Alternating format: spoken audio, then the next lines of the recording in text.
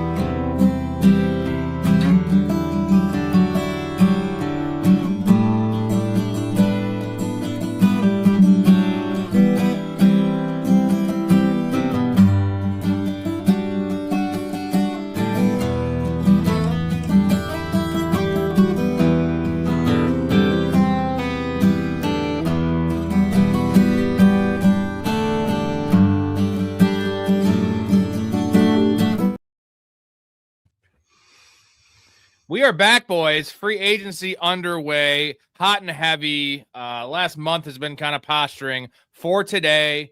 So many signings. Big Ray, Mike Storey in the house. Storey, what's your biggest storyline? Is it Kenneth Walker? Is it Alec Pierce making $1 million every day, essentially, with this contract? Is it Malik Willis? All, I want the people to know that today's my wedding anniversary. And I told my wife, well, I'm sorry. We're going to have to celebrate another time. The free agency is way too important. Every year it feels like free agency gets weirder and wackier and bigger. And like we talked about, the tampering period, come on. These guys have been talking since the end of the playoffs. You know what Whenever I mean? a team's eliminated, they're moving. Their agents are making their moves. Yeah, I think my biggest signing, it is an offensive signing, but it's not a skill position player. It's the Tyler Lindenbaum signing. That is a record-breaking deal that he just signed. Like, if you were hoping that Ashton Genty and Fernando Mendoza would be stars or at least be fantasy viable in year 2 and year 1, respectively, I mean, that really puts a star on that offensive line for them. Hey, thanks. Top they have so much money, though, right? That's what it is. Paid O-lineman. That's crazy. Top 6 overall paid O-lineman. Yeah, I mean, I think I get it. He's what, 26, 25? He is $6 million guaranteed, $27 a year. It is just an absolutely absurd contract, but I love it for Mendoza. I love it for Genty. And the rest of the skill position players, it should a rising tide elevates all boats or lifts all boats. And this should elevate the other players around him. I think the Raiders might be one of those sneaky, like, second-place division teams this year. We see it every year where a team goes from worst to maybe not best in the division, but certainly, I mean, I guess the other big one, the one that everybody wants to talk about, is the other team in that division, right? Kenneth Walker scooting on over to Kansas City to play with Patrick Mahomes and Andy Reid there. Yeah, I mean, I got to play the clip. We're talking about Tiny Dancer.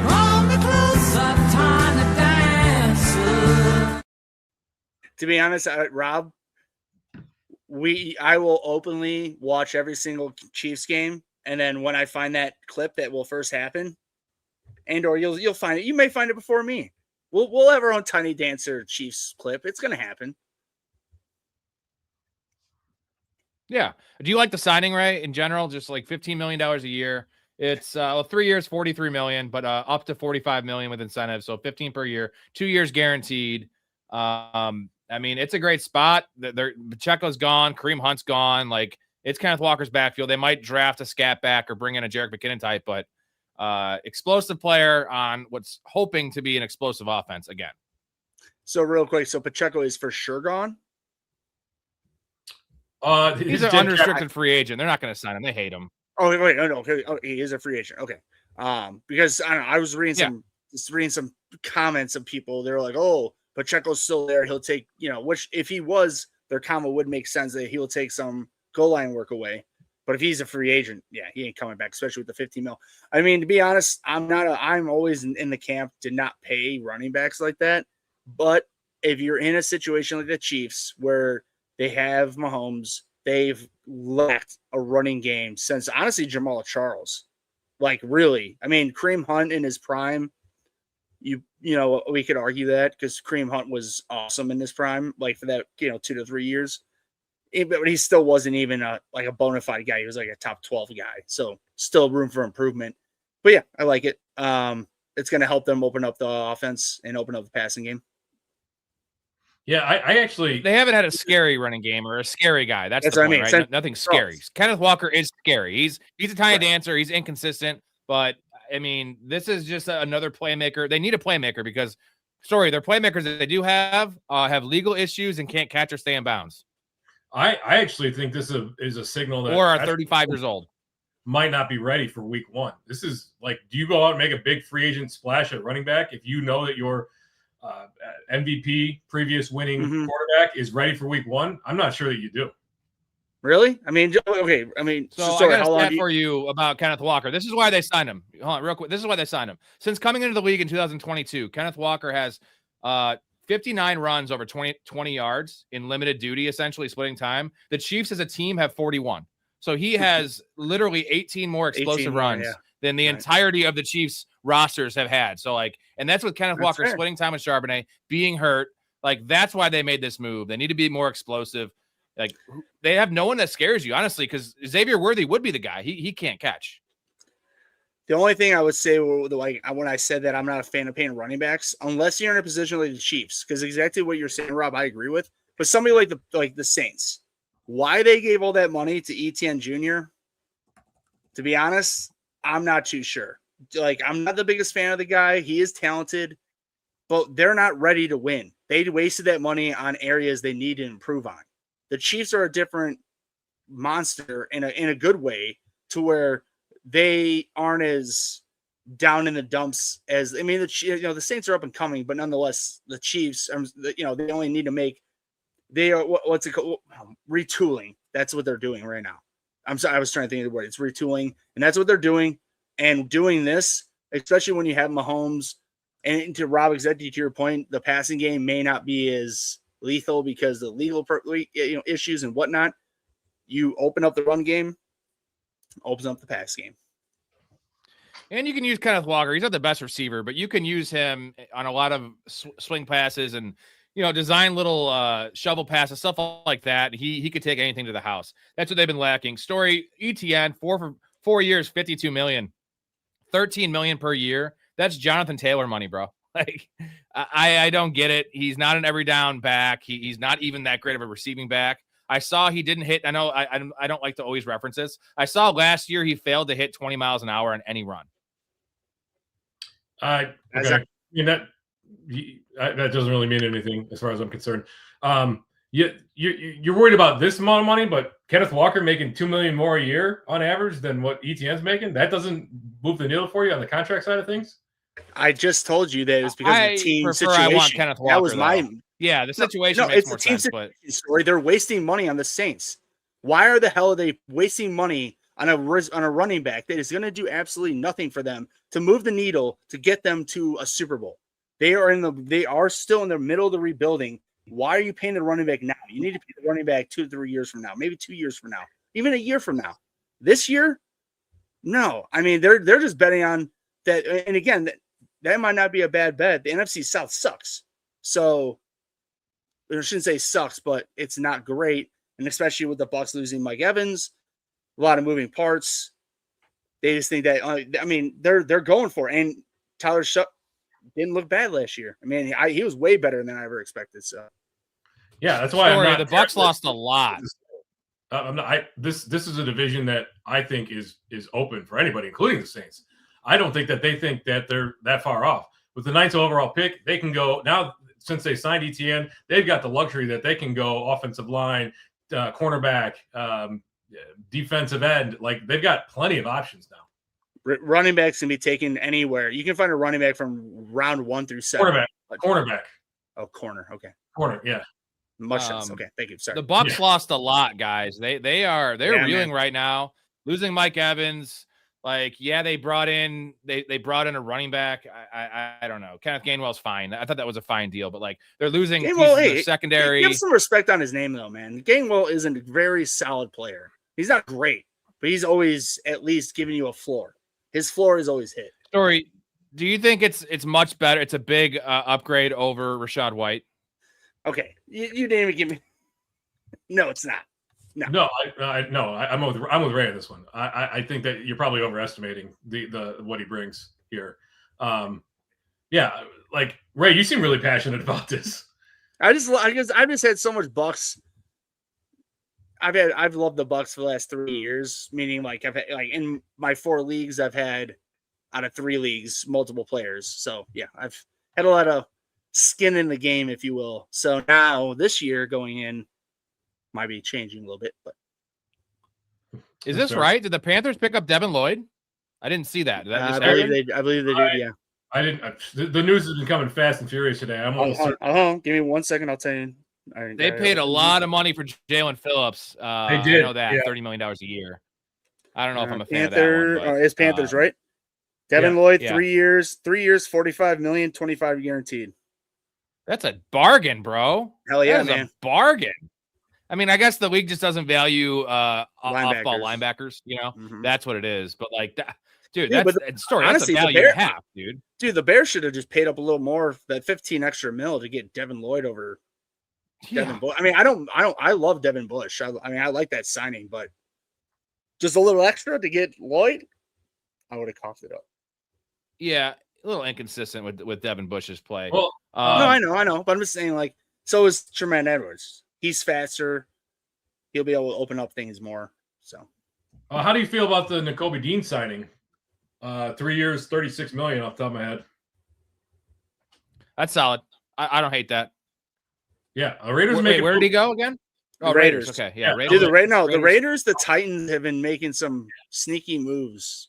The Titans, I mean, they had the most money, so it makes sense they're throwing their money around. But except I'm sorry, one of those moves is Wan'Dale Robinson, guys. Yeah, I was there, dude. What the fuck, bro? $78 million for 4 years. They paid $100 million for Wan'Dale Robinson and for Daniel Bellinger. No, Daniel Bellinger was $30 million. That is just Brian Dable being like, I coach these guys in New York. Like, I don't understand that one. Storey, how bad is that? Like, I understand it was a need, and Wan'Dale Robinson is a niche player they sorely need an underneath safety blanket for Cam Ward. But, like, that is way – I'm more pissed about that contract. Like, I think that's more egregious than the Alec Pierce one. So what was the Kate Otten contract today? Because that one, what team did he sign up for? He's 3 years on the Bucks again. Re-signing with the Bucks. So 330. Like, I don't know, man. NFL coaches love tight ends who know where to be, what to do, and know how to block. Like, they might not move the needle for us on a fantasy side of things, Daniel Bellinger included, but Daniel Bellinger is a hell of a blocker, hell of an inline blocker, and they absolutely love what he brings. So we knew Wan'Dale was going. We almost certainly knew that Wan'Dale was going to follow Dable there. The Bellinger signing was a surprise, and it seems high to us. But again, like he wants to establish a veteran presence in the locker room. That's one way to do it. So Blake is saying, shout out Blake, by the way, media manager in the channel. Appreciate you. What's a crazier contract, Alec Pierce or Wan'Dale Robinson? Alec Pierce. I'm on record saying that might be one of the worst. That might go down as one of the worst contracts in NFL history. That was a mind-blowing blurb. Storey, can you try to help me and the rest of the audience try to understand why the Colts front office thought it was necessary to do such a thing? I don't know. I Chris Ballard's losing his mind. I have no idea what he's doing anymore. He looked like one of the best.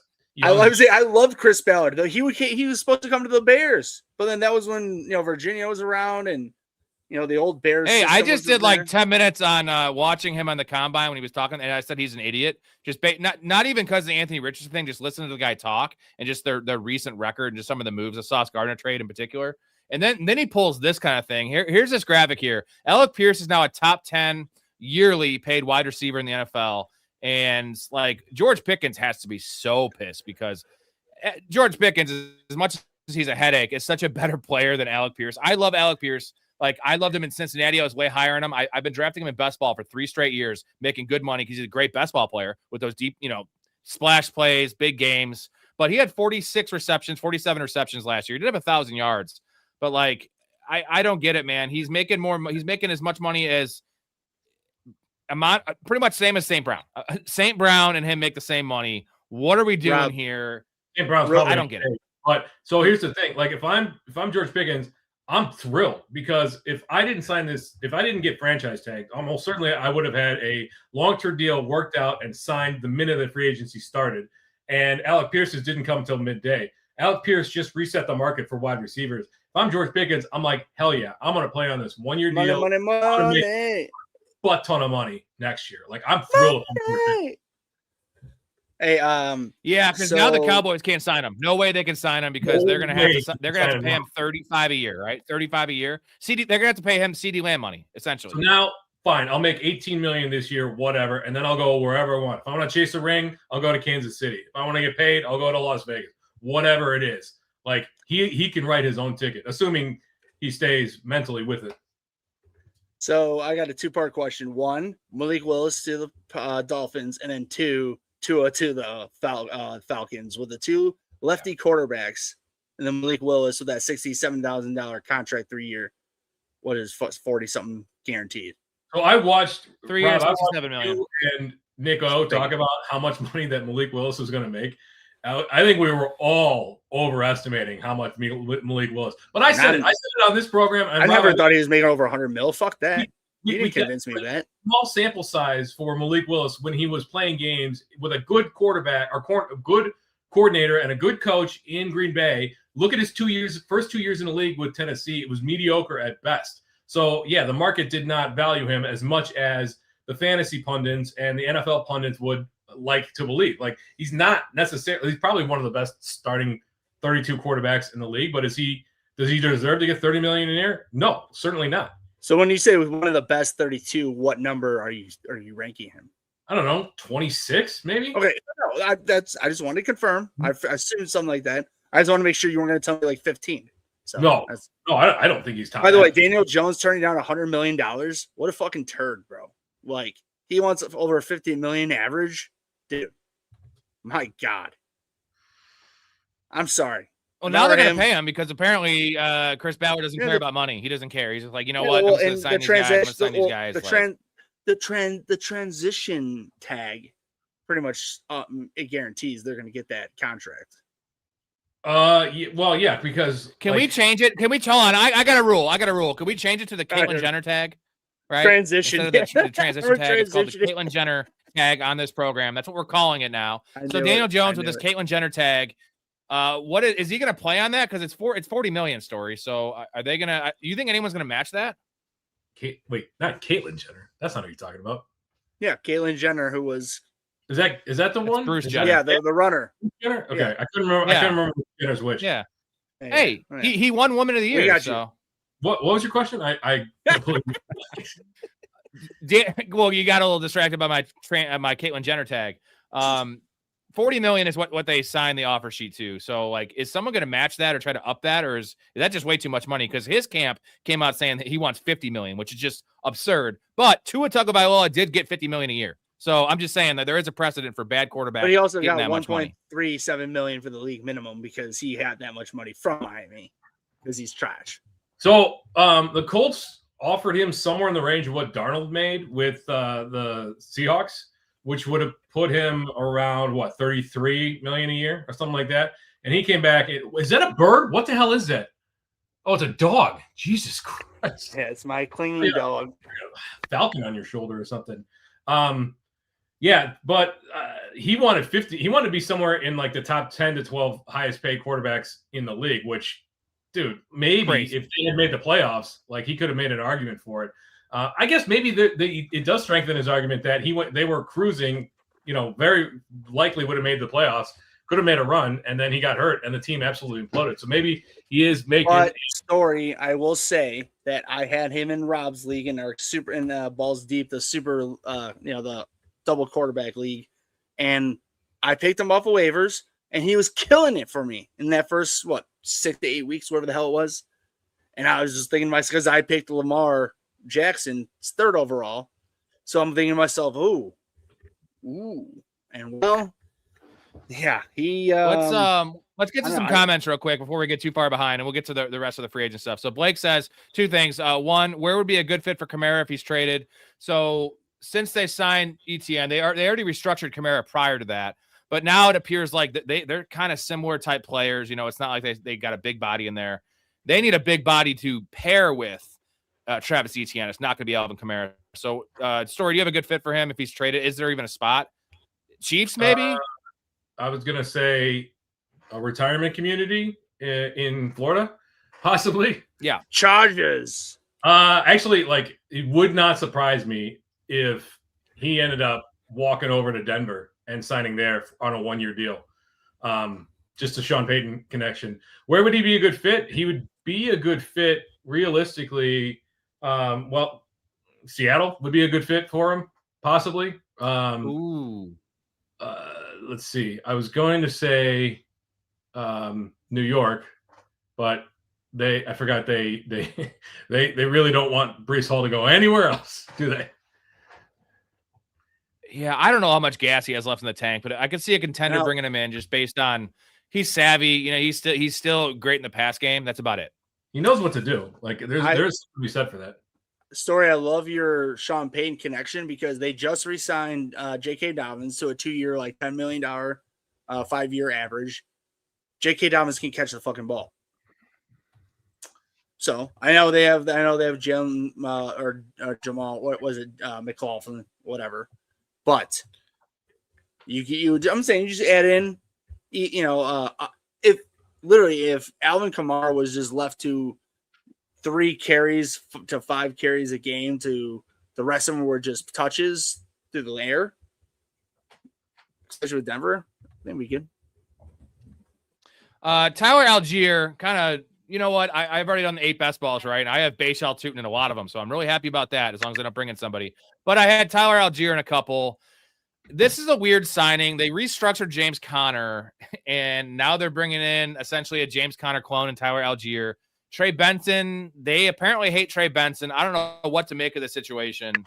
It's a mess, and they have 3 running backs now, but they don't really have – Tyler Algier is the only real running back they have. Yeah, is this Tyler Algier's job?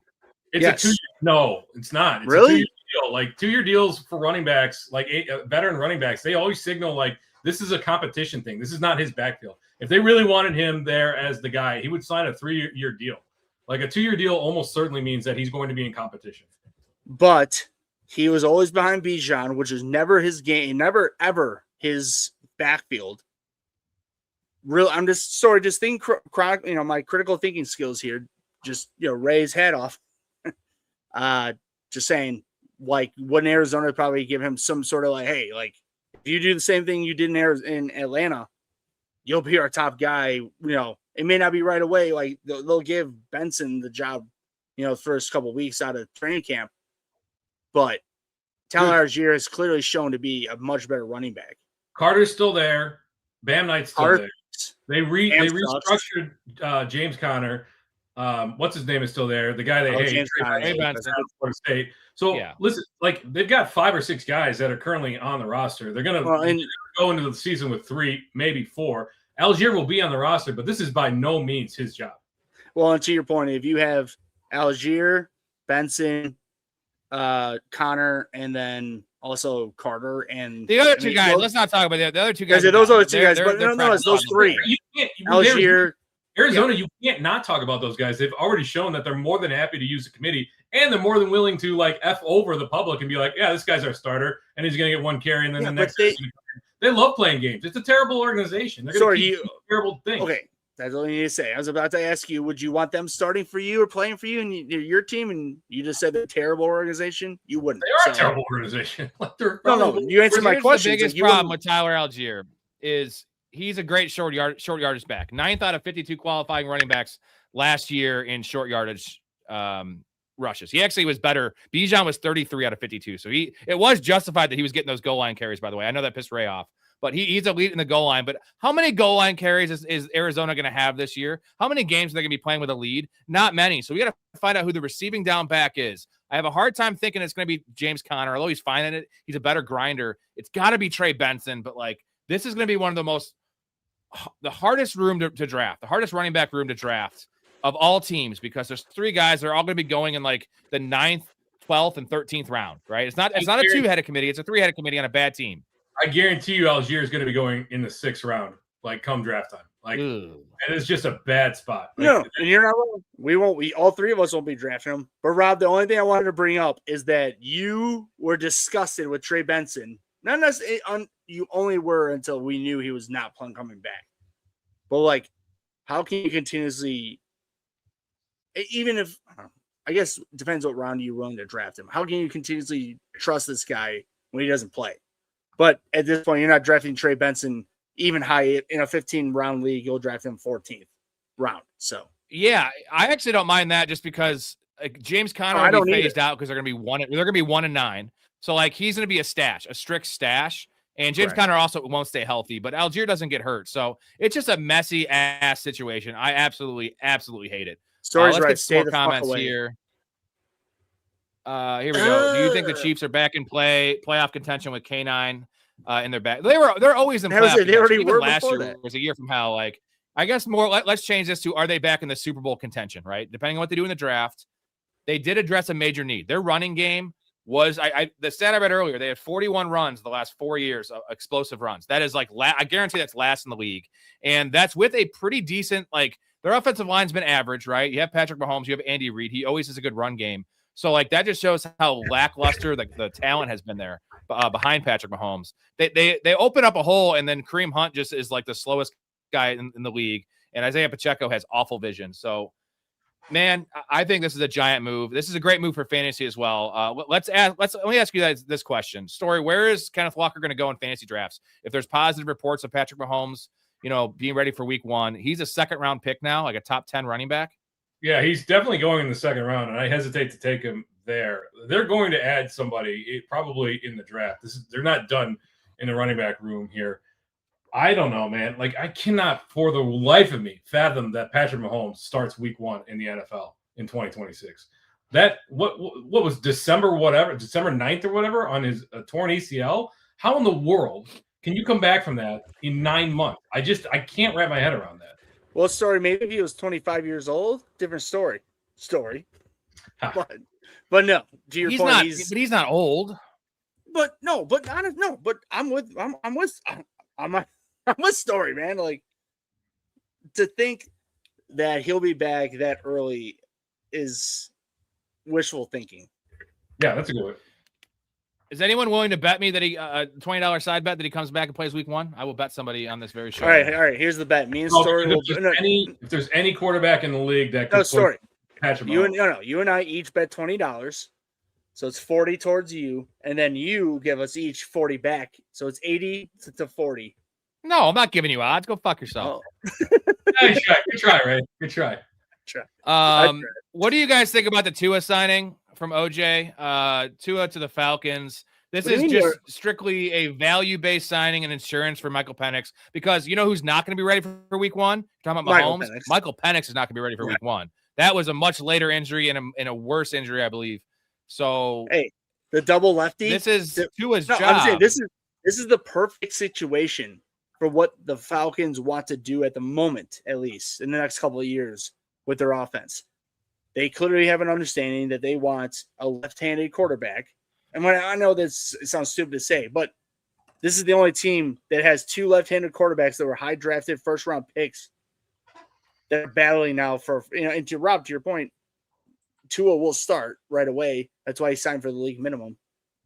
But I mean, I don't know. It'll be interesting. And if he plays well, he'll hold on to that job because they're not tied to Penix. I mean, no, I think they're less tied to Penix than I feel like Minnesota is tied to JJ McCarthy, because it wasn't as high of a pick. They didn't trade up to get him.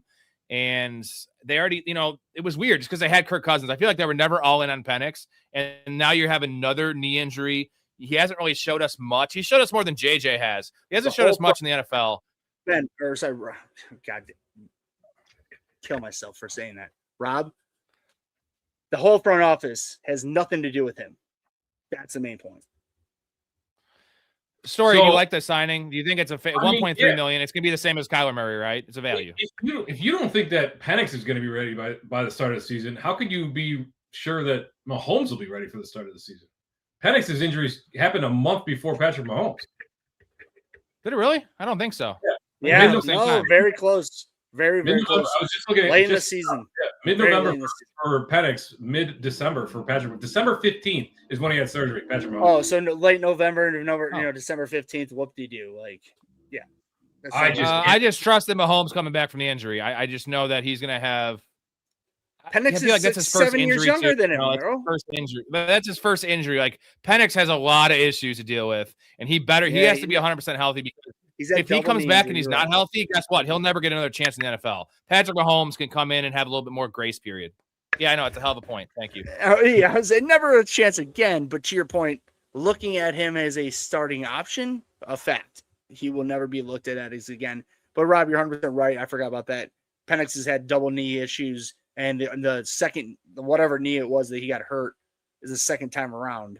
So this is his third ACL. That's rough. No, that's what I mean. Kyler Murray is most likely going to go to the Vikings. That's the only spot, right? It's the last, or the Steelers, Steelers and Vikings are the last two spots, if you ask me, or Jets. Well, he won't go to the Steelers. Don't you think that they're going to re-sign Aaron Rodgers? What about the Cardinals? I don't know. Would you? I think the Cardinals need another receiver, running back, tight end, shortstop. Oh, no, yeah, I think honestly, he's going to the St. Louis Cardinals. The Vikings is it, man. Like, but you know what? Because he already has his money, right? He has his money, same as Tua. So sign the league minimum and go to a good spot for you. And I think the Steelers would actually not be a bad spot for him either, just because the Michael Pittman signing, their offensive line's okay. And I know everyone's saying Aaron Rodgers. Here's the problem: is Aaron Rodgers is holding them hostage, same as Brett Favre. Like, what if he decides not to come back and he says it in fucking May? Dude, you know what I mean? Like, that's a problem. He ain't holding them hostage. It's Mike McCarthy. That's the head coach now. So it's like, the draft hasn't happened. If the draft happened and he didn't say shit, I'll agree with you. But right now, we that's just what we're hearing, dude. Mike McCarthy is the coach. He's coming back. Sorry, I mean, what's your gut feeling? That's my gut feeling. I think he's coming back too. Yeah. I think he's obviously disappointed in how the season closed out last year. But it wouldn't surprise me to see Pittsburgh draft the quarterback of the future this year. No, me neither. They should, to be honest. Let me ask you guys this, though. Okay. Do you think that the Steelers have a realistic shot to win the Super Bowl with Aaron Rodgers? No. I don't. No. So what are we doing? Like, what if I'm the GM of the Steelers? I'm like, okay, he probably is a safer bet than Kyler based on, the fact that he's not, he's decent. It's funny we're calling Aaron Rodgers a good locker room guy, but compared to Kyler, he is a good locker room guy. But Kyler Murray, it's a prove it deal. It's $1.3 million. There's upside. He's 28 years old. Like, Aaron Rodgers is a 1-year rental. And all you're doing is going to win. It's the same thing they've been doing for the last fucking 10 years. They're going to win 9 games, and they're going to lose in the first round of the playoffs if they make the playoffs. Like, Kyler Murray at least gives you some hope. Where did you get this 1.3 million number? 1.83 million is the league minimum. Yeah, he's not signing for the league minimum, dude. He just got paid a bunch of money. He's getting $36 million already. Yeah, exactly. Yeah, he will. He wants to take the best situation. That's what Tua did. You know what I'm saying? No way he'll sign for the league min. Really? I'm not. Maybe $5 million. I don't know. I don't know what he's getting. You're looking at like a $4 or $5 million a year. At least something. $5 million. Okay. No. Like, well, that's much less than Aaron Rodgers. Aaron Rodgers is going to want like 12 to 15. I understand where the bulk of his money is coming from, but the guy was a starting quarterback for 6 years in the NFL. He's not going to take a league veteran minimum. Tua just did that. Right. I think Tua's a smarter guy than Kyler if he. Well, he used to be before the concussions. Blake says Kyler's only landing spots are Minnesota and the Jets. I think here's the problem with the Jets is that this is not a money thing for Kyler because he's got his money. He needs to find a spot to resurrect his career, and then he'll get another big contract after this year if he can do it. He'll get destroyed in New York. He won't get as destroyed in Pittsburgh if they decide to go that way, or definitely Minnesota. The only issue is Minnesota, he might not start. But I think we all agree he'll probably beat out J.J. McCarthy. He better beat out J.J. McCarthy. If he doesn't, then it's just over. Sayonara. He's gone. He's I would think he would, but I won't be shocked if he doesn't. I'll leave it at that. No. Andrew asks, is Trey Henderson signed yet? Hendrickson's not signed yet. And the edge rusher money that was given out today, guys, Jalen Phillips, $30 million a year. Just not great guys getting $30 million. So, what do you think Hendrickson's market is right now? Is he going to make $38 million a year? Because you saw Daniil Hunter he signed 1 year. He's been signing those 1 year deals. 1 year, $40 million for Daniil Hunter. So is Hendrickson going to get 2 years, $70 million, 3 years, $100 million, 105? Like, he has to, because he's not going to get close. He's going to be way higher than the guys that signed today. Yeah, who's going to pay him? Like, who's top of the list for him now that Crosby got traded and what's his name got signed? So where's his possible landing spots for him? Bears. And the Cowboys traded for Gary, and Indianapolis blew their load on Alec Pierce all over his face. So, like, they don't have much money. For contending, I think it's Bears. The rest of it will just be teams that he'll make his money on. I mean, unless you guys can come up with another team that will pay him. I think the Bears. All I gotta say, guys, is I am so excited we're talking actual football. Like, the last month, I was trying to think of a comparison for the last month of just posturing and predicting where these guys are going to go and what's going to happen. It's like meeting a really nice girl and take her on 10 dates, and all you're doing is like making out with her. Then maybe you finger her, and then the 10th day you get to fuck her, and she like wants to do anal. Like, that's what free agency day one is, right? You just did anal with this girl. We just did anal with the NFL. We got a lot of stuff to talk about. I'm just really excited. I'm really happy right now. Rob, I just want for both. Sorry. I just want. Oh, there's one thing I will say about this. I am super happy that the whole structure of free agency when we were growing up for baseball, the hot stove, let's be real. I mean, you guys remember what I'm talking about. Like, the hot stove, like, it was always MLB free agency was fucking crazy. Like, absolute insanity for like years. Baseball now is bullshit. For when they're talking free agency, it's shifted to the NFL. And honestly, I would be willing to bet that they looked at how that they being the MLB had such a great offseason. Everybody was locked in. Well, free agency was never really a locked in thing. The draft and all that was. Now they figured out how to get that free agency locked in, and here we are. It's a hot stove for the NFL, and I fucking all in for it, and I love it. I said it before, and I'll say it again. I still think if the Lions want to make a splash in free agency, they need to sign an offensive lineman, but they could do it by signing Hendrickson. The Lions, Aiden Hutchinson on the other side, God, absolutely nasty. But I think the Bash Bros. Sorry, go ahead. Probably not gonna happen. He's probably gonna go to like New England or some. Did you guys real quick see Jamar Chase's reaction for the trade of Crosby? No. He was just live on Xbox Live playing COD, and he just comes on. He's like, "Motherfucker!" He's just, there's different verbiage, but he's freaking out. He's just like, "What the fuck? Like, can we not just do something ourselves? Can we not get this guy? Get the guy, meaning like, can we not trade for the guy in the So now because he's freaking out because he has to go TJ Watt, Myles Garrett, and Max Crosby for three top divisional teams. Joe Burrow does. I feel bad for Joe Burrow. Yeah, Joe Burrow should have been doing that. No. Well, he's Nico said it best on the show. He said Joe he's going to die. Will be murdered and he can't get the ball. I just sent you guys. I just texted you guys something. Take a look at it, and this was related to exactly what we're talking about. Is it? Dean says if we don't bang after date one, it's not happening. I will say this: my wife, love her to death. She's a sweetheart. 3 dates for her, so that's long for me. Story, it's your anniversary. I don't know. You probably don't want to divulge this information, but was it like 5 dates for you and your wife? Is it 10 dates? She's a sweetheart. We started dating when we were, God, how old were we? Oh my God. A long time ago 18? In a galaxy far, far away. 18. So you don't remember how many dates? I think I was 20 when we started dating. I could not tell you. Dude, that was. Congrats, bro. I'm happy for you. I'm happy for you and your girl. It's amazing. Well, hopefully you still get laid tonight, but fat chance since you blew off the anniversary to come on the pod. So gotta wait for tomorrow. Story's jerking off tonight, guys. I was picking up beer at the store, and I'm like, should I get flowers? I'm like, nah, they're gonna die. Forget it. I'll just get some beef sticks. I was like, oh yeah, I got you some beef sticks for our anniversary. She's like, I don't like beef sticks. I'm like, Story. I guess how could you not buy flowers, you bastard? That's one thing. Story, admittedly, like I didn't. My dad wasn't necessarily much of my life, but my grandfather, my mom's dad was, and he always taught me.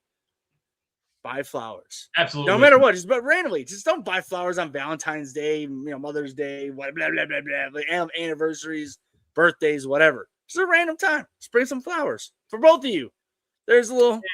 I ain't got no time for that. What do you mean? You got 5 minutes to fucking go into Jewel. Is it official? Drop them off. Is it official that the Cardinals are just going to roll with Gardner Minshew and Jacoby Brissett? Is that their quarterback room, guys? Yeah. Like, that's what I mean, that's what I don't know if that was them, but that's what the report said, that Jacoby Brissett would be their starter, and they're going to roll with Minshew as the backup next year. That's the blurb that I saw. I don't know if that came from Cardinals directly or if that was just the expectation on the Cardinals beat writers. I kind of like it for the pass catchers because Minshew's a fucking chucker, and that's not bad. Like, you could do worse than those two guys, but for real life, that is fucking awful. They're gonna win one game. I think they're gonna win one game, guys. That's why they're doing it, Rob. It's gonna be bad. That's why. So Team Money is happy. He's a Saints fan. He's happy that they signed ETN. Would you guys be happy? I know Ray, you already said that you aren't happy with it if you were a Saints fan. Storey, is it justified? $13 million. Like, again, I'm much more on the side of Kenneth Walker earned that extra $2 million, but I don't really love either. Yeah, neither one is an absolutely great signing. Saints in particular, Ray, you mentioned that they're.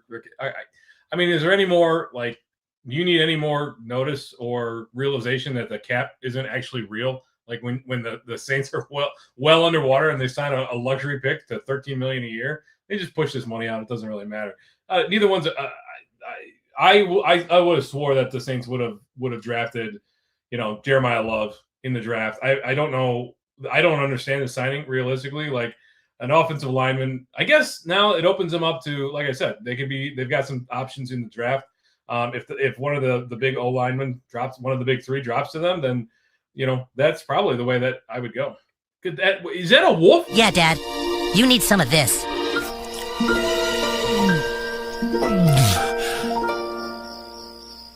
This is cum.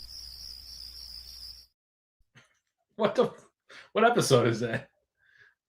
That's the Sarcastaball episode. The Sarcastaball. Yeah. You know what's interesting, though, about ETN and Kenneth Walker? Those were two, preferred and predicted landing spots for Jeremiah Love. Now it's literally the Titans, who are probably going to cut Pollard and take him at 4, or it's the Commanders. After that, there's nobody that needs a running back in the top 10. And, like, he's going to go top 10. So I think the writing on the wall is the Titans are going to take him. And that's just, as much as I like Jeremiah Love. What if, I know this is complete bullshit out of my ass, but what if Seattle decide ring the bell? Dude, that's a good call. Do you know what it would take to move up from? Oh, no. It would take worse than draft day. Yeah, but dude, what is Seattle doing, guys? Because I thought they were going to bring in Rico Dowdle. I thought they'd bring in Kenneth Gainwell because Kenneth Gainwell. We didn't talk about that. Kind of be Rico the guy. Dowdle. Kenneth Gainwell could be the guy, and then like Kenneth Gainwell pairs very well with Zach Charbonnet, right? As in, like, once Charbonnet gets healthy, he's the early down banger. And Gainwell could get you through some weeks, him and Helane. And now you have Rico Dowdle, who would have been the guy, would have been a perfect compliment, at least definitely early in the season. And now, like, dude, there's nobody left. There's Rashad White, there's Najee Harris, and there's probably going to be Tony Pollard when he gets cut. Rico Dowdle on the Steelers? That's it, bro. Dude, I forgot about that. I forgot about that. I don't. Yeah, but Najee Harris is also coming off an injury, so like they can't sign Najee Harris and have Najee Harris as the one who might not be ready. Rico Dowdle signed with the Steelers for 2 years, $12 million. Yeah. Why are you talking about Najee Harris? Because we were talking about the Seattle before you brought up. We're talking about who's available still on the free agent. Najee. You can't sign Najee Harris because you already have an injured Jack Charbonnet. Right. Rashad White. I think Rashad White has shown that he's a very bad, inefficient, 3-down back, but he has the workload experience, if that makes sense. And he's a fine compliment to Charbonnet, but like, don't you think Seattle would set their heights a little higher? Like, he'd be a good compliment to Zach Charbonnet. Like, Rashad White could get them through the first 3 or 4 weeks while Charbonnet rehabs, and then Charbonnet is there between the tackles and short yardage grinder, and Rashad White is their third down. Bucky Irving 2.0. I'm saying, like, Charbonnet would be the Bucky Irving, and White just lives on his current role. Yeah, third down pass catcher. Yeah, the Seahawks, it's just disappointing because They have not had a good. I mean, this happens every year to the Super Bowl teams, specifically the winning team. They have not had a good run of it. They lost a lot of defense, a lot of secondary. They signed Shaheed to. It's not a terrible contract, but like losing their running backs, I don't know what they're doing. If Charbonnet was healthy, I wouldn't care. He's not. You've said it several times, Rob. When it comes to returners in today's NFL, like a good returner is worth their weight in gold. Rashid is probably the best in the game right now, so it really makes sense why they would re-sign him. Yeah, no, I feel like they had to do more. They have money. I don't know what they're saving their money for. Maybe they're trying to get Trey Henderson. Maybe they're a fucking dark horse to just say, fuck it, we're gonna load up this defensive line. You know what I mean? Like, right? Because they lost secondary, but if you make your pass rush better, the secondary loss doesn't matter. Darnold's on it will be in the second year of a 3-year contract, so that's all locked up. We feel good about where Shaq Charbonnet's on his rehab. Obviously, JSN's the best in the league. Let's shore up this defense and let's win it on that side of the ball. It's possible. But then why did they let Kobe Bryant come to the Cubs? Or sorry, the Cubs. The Bulls. The Bulls. The Bears. The Vikings. What are the fucking team we're talking about? Chicago Bears. Kobe Bryant. Bears. You guys like that? You guys like that signing? Yeah, he's a pretty versatile player. 26. Kobe Bryant. Yeah. I don't think he likes it. No, this is Mikey likes it. Dakota says this is a threesome I'd like to see. That's a paid program after this. We'll do. Well, hey, Dakota, the best part is that me and Storey would dominate Rob. So there you go. Okay. Dean says this is the worst Chiefs team Mahomes has ever been on by a lot. The Chiefs have no secondary right now, guys. They don't have. I don't know how many I think they have 1 or 2 cornerbacks under contract.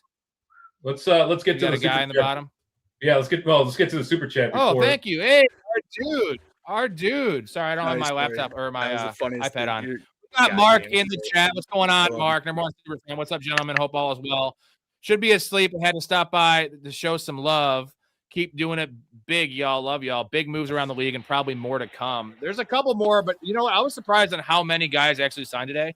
And like you guys mentioned earlier, like this is like the opening of the legal tampering. Like clearly people have been talking for fucking months. You know what it's like? It's like Castaway when fucking Tom Hanks, Beyonce like gets married right after he crashes. It's like, you're going to say we weren't talking? Yeah, they were talking. And yeah, these players are talking to these teams. So who's left then? There's a lot of players left. The whole second wave, which I guarantee the Bears will be all on. Dubs, right? Rashad White, guys like that. You shut your mouth. Great. The second wave in free agency is where you get guys who can fill out positions and end up where injuries happen. If you do your due diligence and sign a good player, that guy ends up being I think fill-in. There's 2 big names left, right? Trey Hendrickson and Taylor Decker. As far as I know, as far as I'm concerned, those are the 2 big names. Oh, and they're both coming to the Bears. Didn't you hear, Story? I'm saying, if you listen to Sports Talk Radio, they're all not necessarily the people that host the shows, the Bears fans. They're both coming there. I guess Juwan Jennings hasn't signed yet either. He's probably the top offensive skill player left to sign. What moves should the Chargers make before September? So, they made an interesting signing today. Thank you, GT, my guy. Bringing in Charlie Kolar, dude. So I saw a stat that Arondé Gatson was what was he? He was in the field for like 30% of their run plays last year and on the field for like 70% of their pass plays. So they were taking him off the field whenever they ran the ball. So Charlie Kolar from Baltimore, elite tight end pass blocker, like run blocker. Sorry, probably the best in the NFL. So I think there's a chance this is really, really, really good for our Marion Hampton. Rob, real quick. This is a heavy package that can roll out there. Just a real quick. So whatever the Hawaiian tight end name that the Bears had back in the Jay Cutler days, something like that, who was a tight end but only blocks. Yeah, something. Goddamn you! It was damn near close to that. It was someone along the. I don't know. Anyway, I just want to make sure. Like that's what I'm just in my head. Sorry. Yeah. Everything comes back to the Bears for Ray. It's just like, that's just natural. He's like a dog, like squirrel. Yeah. Question though for you, Story. What moves should they make? Because Charlie Kolar was an under the radar signing. I do like it for the run game. And obviously they're going to have both tackles back. It's going to be night and day, especially with Mike McDonald there. But personally, I would sign a backup. I would sign a backup. They're going to get both tackles back, but both are coming off of devastating injuries. I would sign like a Rasheed Walker or a Braden Smith, some other tackle that they can kind of make sure that offensive line, if they suffer another injury, that it's not going to cost Herbert a year of his career. Other than that, they need defensive help. So like what's his name? The guy from Rick Woolen. Yeah, Rick Woolen. Oh God, what's the edge? Joey Bosa, right? Because Bosa was just a 1-year deal with Buffalo. So I would expect them to sign another offensive lineman and probably a defensive piece before free agency is over. And maybe they're a dark horse for Trey Hendrickson. Maybe they are. Possibly. They need a defensive piece. What do you guys think about the Chargers from a fantasy perspective next year? Because there is a lot of steam with the hiring, with the tackles coming back. Yeah, Joe Alt coming back. Like in the fantasy world, there's a lot of Chargers skill position players. I mean, to be honest, I think they'll be a little more high flying, in my opinion. I think that McDaniel will open up that pass offense a little bit more for where, Harbaugh loves to ground and pound, and it always has and always loves it. And I just think that those minds, who's also the other guy that they hired that was a random ass. Rob, I think is a former Bears guy, but Gase, not Gates. Somebody like that though. Adam Gase, so it wasn't him. I hope it's not Adam Gase. Jesus, Adam Gase is he's a mutant. I'm cracking. I hope they don't sign defense though, because if their defense is one of those things with Harbaugh, they don't have the most talent, but they play so good as a unit, and they're always like a top 8 defense. If they don't, make a big splash signing, I could see their defense regressing to like 12 or 13 or 14 in the league, which would really help the fantasy assets, right? They'd have to really, and we saw Justin Herbert air it out last year out of necessity, but that was with no O-line. So I really think this could be an ideal spot. It's not going to be a Cowboy situation, guys, but like Justin Herbert is a monster, man, for fantasy. And he has a skill set that can support multiple wide receivers, guys in the slot, guys outside, running backs, tight ends, and himself being, with his legs. He was the second or third most rushing yards. I was right. Adam Gase was hired as a passing game specialist. He's on the official offensive LA Chargers coaching staff. That cokehead. So they shout out Mark, super fan.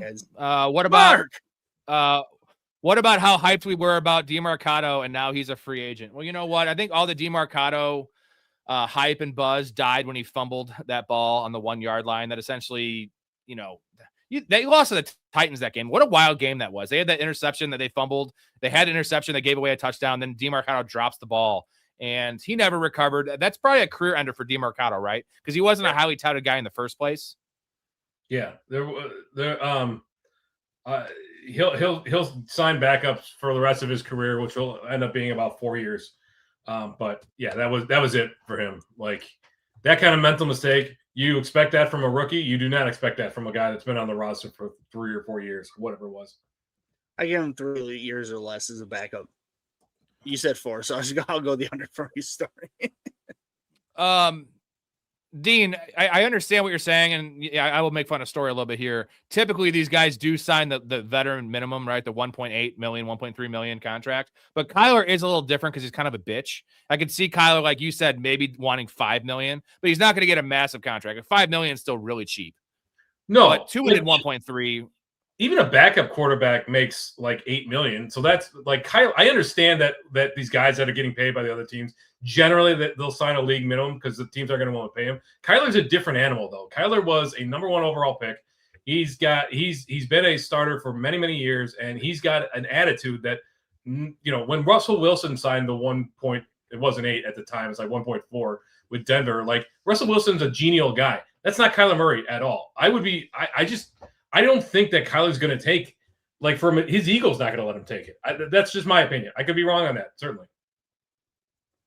Yeah, it's going to be still cheaper than, my point was, no matter what, it's still going to be cheaper than what Aaron Rodgers wants, because Aaron Rodgers is a top 5 quarterback all time. Like, I think it's going to be 10, 12, 15 million for Aaron Rodgers, which is still a bargain if you think about it. But like, it's what Justin Fields signed, right? Essentially cheaper than that.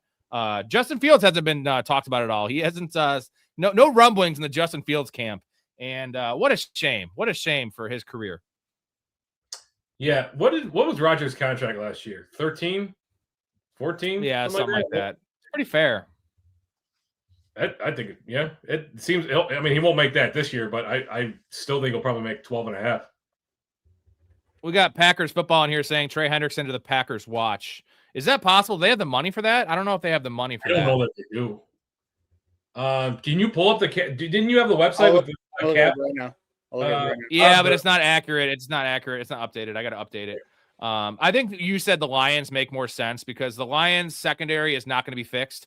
And the only way they can fix their secondary is by having an elite pass rush. It was already pretty elite last year. Aiden Hutchinson, top 3 pass rusher in the league, maybe number 1 based on age and upside. But like, if you pair him with Trey Henderson, like you probably have the best duo outside of Houston. I think Houston has the best pass rushing duo in the league. And like, look what that does for that defense. They have more playmakers, in the secondary and linebackers, but like having 2 guys off the edge like that, like it's a nightmare, it's a nightmare for opposing, coordinators. I would love to see, like, I'd be terrified if I was a fan of any other team in the NFC North. Dakota, thank you, Dakota. Gainwell to Bucks, Dowdle to Steelers, fantasy win. So we actually breezed over Rico Dowdle. I was at first very disappointed with this. And also I was a little disappointed because I was actually hoping to get some Caleb Johnson love, because I feel like he's a guy that's been going to be hated this year by the community. And if it was just Caleb and Jalen Warren, I feel like Caleb would have been a great value. So essentially Caleb Johnson's career is over. We could all say that. It was over before it started. What do you think about Rico Dowdle? Because I wanted him to go to Seattle. I wanted him to go to Tennessee. I wanted him to go to a team, and be the starting guy. And I was thinking, I think Jalen Warren moves back to the Kenneth Gainwell role, and Rico Dowdle's an early guy. Does that make sense, Storey? Yeah. 50-50 split. Do you think Omar regrets drafting Caleb Johnson? Like, that was a relatively high draft pick for a guy who came very highly touted out of Iowa. Like, I know that 3rd round isn't like mind blowing, but how many running backs actually get drafted in the 1st round if it's not like a top 10 pick anymore? It wasn't the fact that it was a 3rd round pick, Story. It was the fact that I think Caleb Johnson was like the 3rd running back off the board. So, remember how Trey Benson was the 2nd running back off the board in the 3rd round?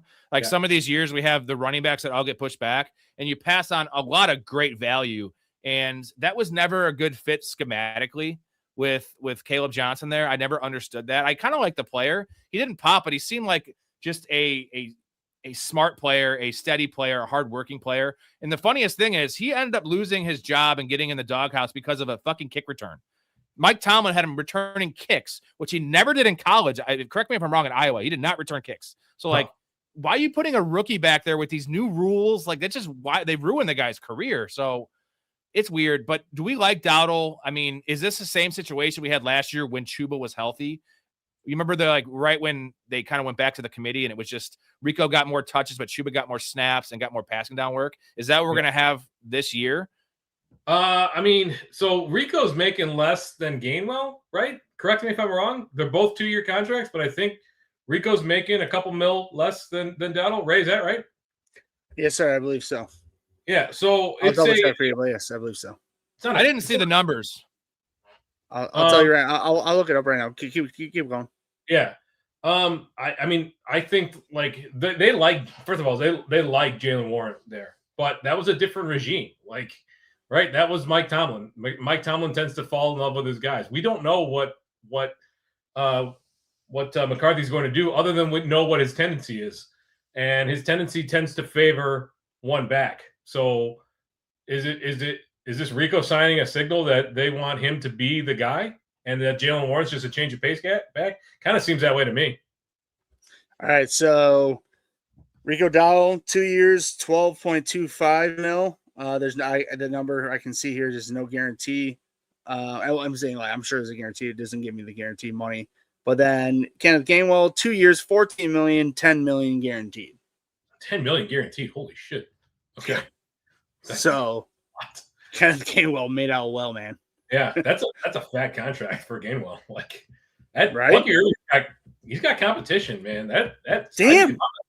Dude, Bucky Irving, I'd be terrified right now. Hey, you want to talk about money though, man? San Francisco re-signed Eddie Pinheiro, former Bears kicker, 4 years, $17 million. Fucking crazy. Yeah. That's a I have lot one of more money. thought on we got to talk about this guy, Bucky Irving. So Sean Tucker's probably gone, right? Rashad White's most likely gone. Sean So it's going to be Tucker at least all we want for him for Bucky is a two-headed committee, because what killed him was losing receiving down work to Rashad White and losing all the goal line work to Sean Tucker. Now it appears he's just going to lose the receiving down work, at least the third down work. He can still get his 35 catches, which is fine. And if Bucky can get back to the goal line job, is Bucky a viable third-round pick to you guys? Third round seems high, but fourth round is well within range, I think. I think a fourth round pick, if he slips to the fourth, I think he's probably a value there. Would it surprise either one of you guys to see Sean Tucker to go to Denver, actually? Like, revert RJ Harvey back to like his pass catching roots and let Sean Tucker be the grinder that Sean Payton loves having two guys, right? Not at all, especially because if you're talking if Tucker goes there, they re-signed Dobbins, they have Harvey, and then they'll have Tucker. So that'll be a three-headed monster that nobody in fantasy wants to fucking touch. I don't think J.K. Dobbins. I think they literally brought back Jake. They're going to bring someone else in. I think they brought J.K. Dobbins back just based on the fact that he knows the system and he's a reliable veteran. There's only the nice thing about Sean Tucker is he's the freshest running back in the history of the world. He's had two really big games in his career. Other than that, he doesn't get any touches. He's like a virgin. It's like super fresh, untouched. You just got to trim it up a little bit, and you're ready to go, man. It's ready to go.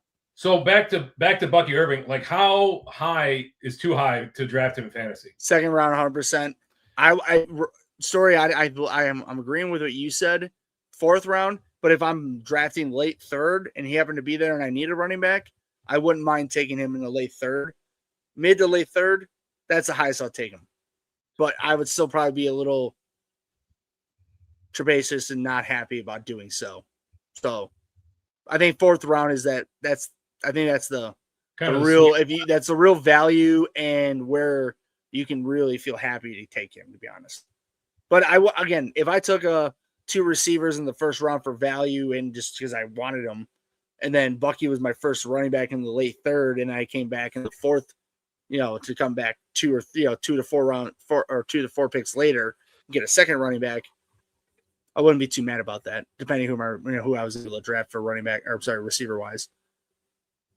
OJ, I agree with you, man. I think that it's time to move on from Aaron Rodgers. Aaron Rodgers gives him the best chance to win regular season games, but whoop-de-doo. Who cares about winning regular season games? Like, are we going to do this again with the Steelers? You got to either maybe have a bad year for once, Steelers. Maybe have a bad year for once. They refuse to do it, but it's not a good strategy, man. It's like we've seen the Bulls do this forever in the NBA. They're always like a middling team. They're never in the lottery, and they're never going to succeed. The play-in. Yeah. And the Steelers make the playoffs every year, which is cool. But like, if you were a fan of the Steelers, I'm not happy with that, man. Like, I don't want to go Ricky Bobby, like if you're not first or last, but like they have no direction. And since Roethlisberger's left, they have had no direction. And Aaron Rodgers is not the direction I want to go. I think that's a really good point that you make. There's no play-in for the NFL, but if you continually make the playoffs and lose in that first game, like almost year in and year out, we'll say 10 years to make playoffs in a row. And out of those 10 years, you win 2 playoff games, and all of those other 8 you lose in the first round. That might as well be the play-in. Like, you're a fucking failure. You need to make moves to get shit done, which the Steelers really are in the middle of doing. Do you think the Steelers would have hired Mike McCarthy though if they thought that that they wanted to be done with Aaron Rodgers? No, that's why you don't hire McCarthy convinced. for a rebuild either. Correct. I know. I'm just telling you what I would do if I was the owner or the GM. Oh, yeah. No, Rob, I'm 100%. Or what I would want to do if I was a fan. Yeah, no. As a fan, I'm fucking pissed. Like, if I'm on Ray, the we owe a fan, beer chug. Oh. Yeah. Storey, I think we talked about this on the show a week ago. Najee Harris of the Lions. That makes sense because they can afford to bring him in slowly and just give Gibbs the first month of. Remember the one month where Montgomery was hurt at the end of the month and he just went nuclear, and then you ease Najee Harris in. That's a depreciated asset. That's the ultimate like post type sleeper, right? Najee Harris is fine, never fumbles outside the Achilles, never gets hurt. Banger, can catch passes, can be the number one if Gibbs gets hurt. Like, that's a nice spot, right? You would do that? Yeah, I think so. They're going to address that position. They're not going to let Gibbs go in blind, or not blind, but they're not gonna run. Not protected. But the leash is off. Like David Montgomery was there for a reason, and Gibbs is going to be the starting back there. We saw Montgomery's snap share fall off towards the end of the season, and right now there is no timeshare to speak of. Even if Najee Harris goes there, it's more so of a just giving Gibbs a breather. I think he's a locked in top 3 running back in Dynasty, and certainly a top 2 pick in redrafts. So, Storey, real quick, right now, Gibbs or Bijan, if you just in general, it doesn't matter. Like, you just had to pick. Those guys are on the board. Who's your pick? God, I want to say Gibbs, but I love Bijan too. Like, the way that he runs the football is just different. He doesn't get hurt, my friend. He doesn't get hurt. But hold on, what offense do you trust more? What offense do you trust more? It's not all right, Rob. I don't know. Arizona's former. It didn't really matter for Bijan's production or his fantasy production. Thank you, Storey. No, I get it. I just feel like Gibbs has a chance if they just bring in a Najee Harris. Gibbs has a chance to have one of those that I just broke fantasy seasons where he breaks fantasy and he has 22 touchdowns and 2,200 yards. You know what I mean? Like Bijan doesn't have that upside because the offense just isn't there. The offense just isn't there. He'll be great. He'll catch 90 passes. You know. Tua can open up that passing game real nice. Hey, well, no, he might have 100 catches with Tua because you saw that with A-Chain. Cruz, thank you, my dude. Haven't seen you in a while. My boy Cruz Money, Patreon member. Bust out that Mike McCarthy dance again, Big Ray. Do the McCarthy dance you were just doing. Oh. You mean just a little... We're waiting. Just a little... We're waiting. Just a little... the little... That's a Mike McCarthy dance. I don't know if it's just like if I'm coming in and I got my boy Aaron. Does he dance like that? Hey, I'm gonna hit you guys with the intro. I forgot to play the intro. You're gonna like this. We'll get to your questions after this.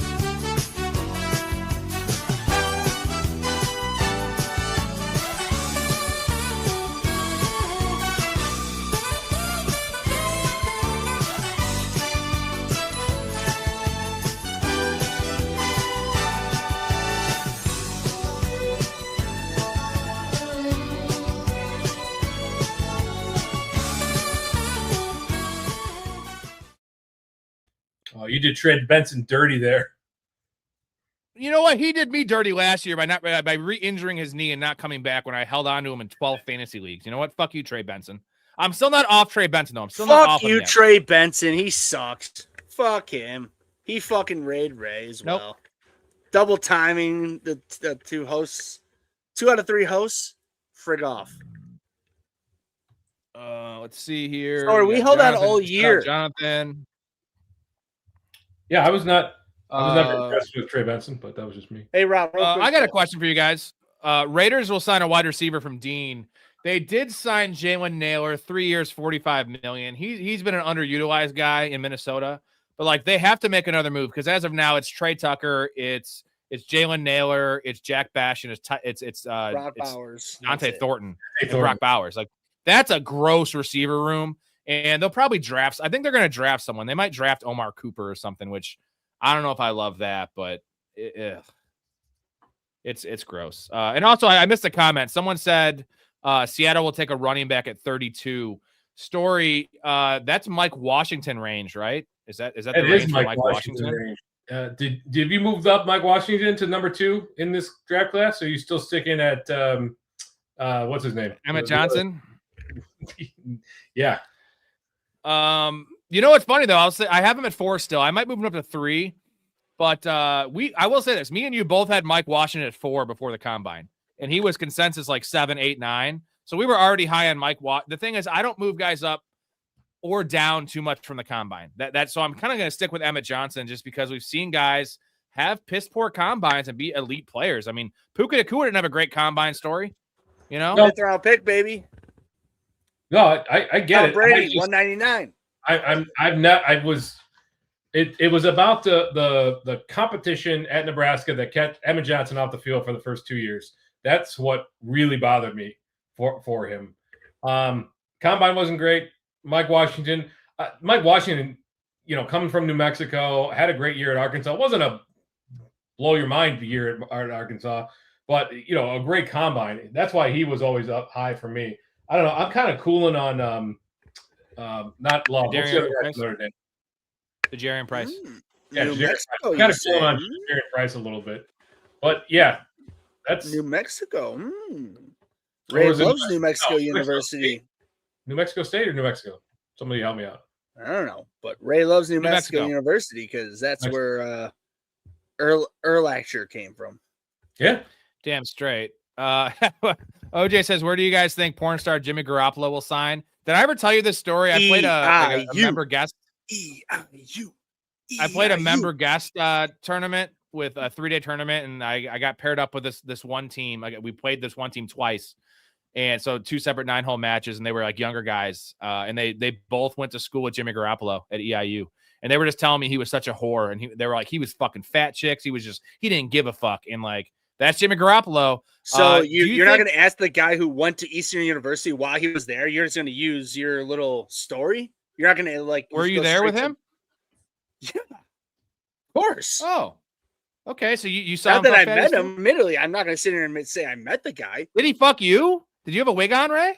No, but the best part is, so this is one of the funniest things I ever heard in my entire life. One of my, as I joined Sim Kai when I went down there, one of my frat brothers, he was a Eskimo brother with Jimmy. So when Jimmy got drafted and then made his first start, the dude that was his Eskimo brother bought a ticket, a flight, went to the game, held a big ass sign up on the stands, being like, "I'm your Eskimo brother, Jimmy."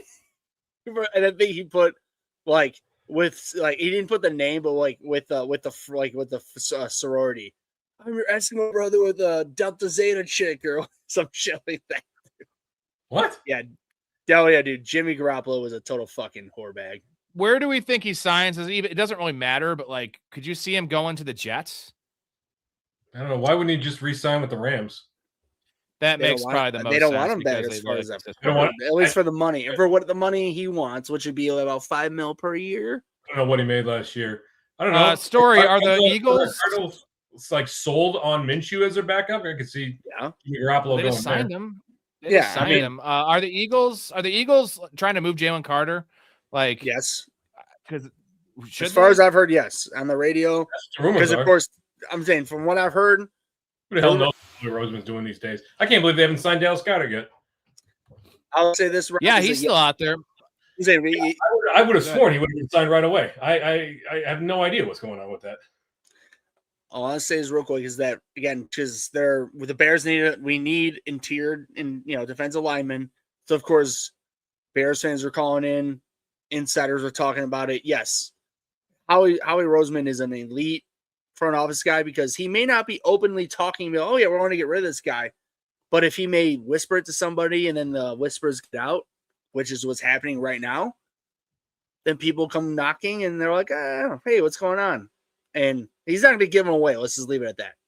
If some team comes over the right offer, they might just unload him. So I will say that there's not an active market, they're calling teams, but if a team calls them, they'll listen.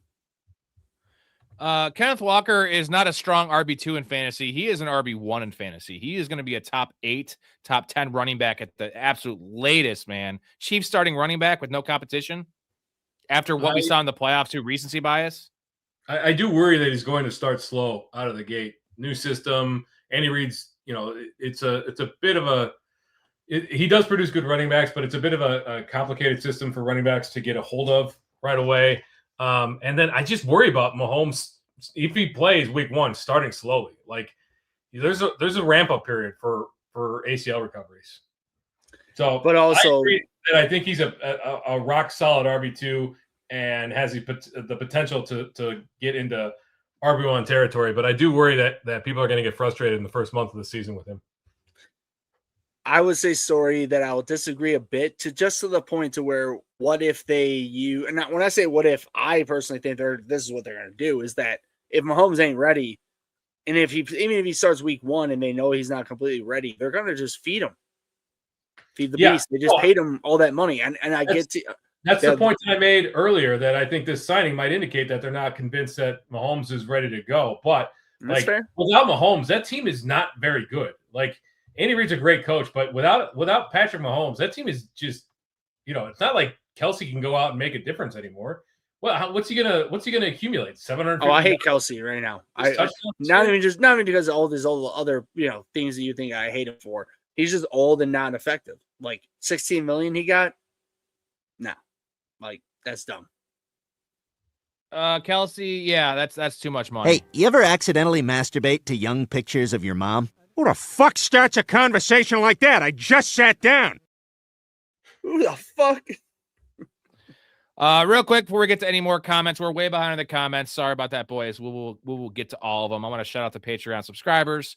Y'all are killing it. Appreciate you guys. I know it's a slow time of year, but you guys sticking with us because we're bringing bomb content. Support your boys. Besides supporting your boys, get in the Discord. It's the place to be. You get access to that. 70 people strong. It was really popping today. Community fantasy leagues. We still have one spot left in Dynasty League. The Dynasty League. We're doing that in May. It's gonna be a lot of fun. And 5 or 6 redrafts, maybe more in August and September. We'll draft in September. So we'll organize those in August. So get in now, reserve your spot. You can get in a couple leagues depending on your tier, but definitely get in at least one. Guest appearance in the show. You could be in Big Ray's seat. You can sit in Storey seat. You could host a show actually. I'll take a night off. Take my job. Appreciate that. Free merchandise. We have t-shirts coming, guys. We give away a free hat every single month. These are nice fucking hats, and also access to my betting plays, guys.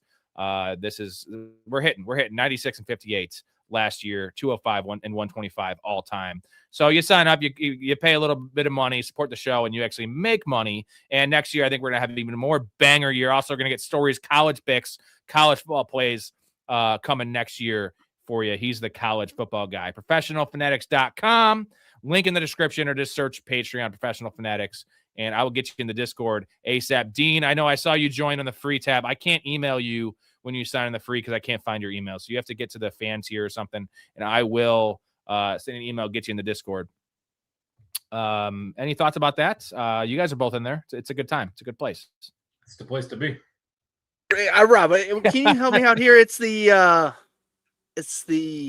Story. It's a place to be. What do you call it, Kramer? It was. Come on, Rudy. Come on. We call it the place to be. The place to be. Yes. By the way, I would love to know the amount of times that those three had to get through that particular clip. There's no way. The Maestro, Kramer, and Frank, just one clip got through. Too funny. Nathan says, what a bad situation Malik Willis adopted. They will be paying Tua, Tyreek a lot of money not to play on their team. It's not a great situation, but the type of player Malik Willis is the guy that can thrive with less. We've seen it with Lamar, these scrambling quarterbacks. You don't want a stacked receiver room with Malik Willis because you can't really utilize these guys. And let's be honest, he played with Green Bay. They didn't have the best receiver room. They had a lot of guys, but they were just that. They were guys. And at least you have Jalen Waddle there. They need to bring in a tight end. Maybe they draft they draft Kenyon Sadiq. Maybe that could work. They need something there but I think Malik Willis for fantasy guys, he's currently quarterback 19 and underdog. Their defense is piss poor. They're in the AFC. They're getting their brains beaten in. This could be a Justin Fields situation, although I don't think he's going to get benched, but it could be that so bad where he's not even that relevant.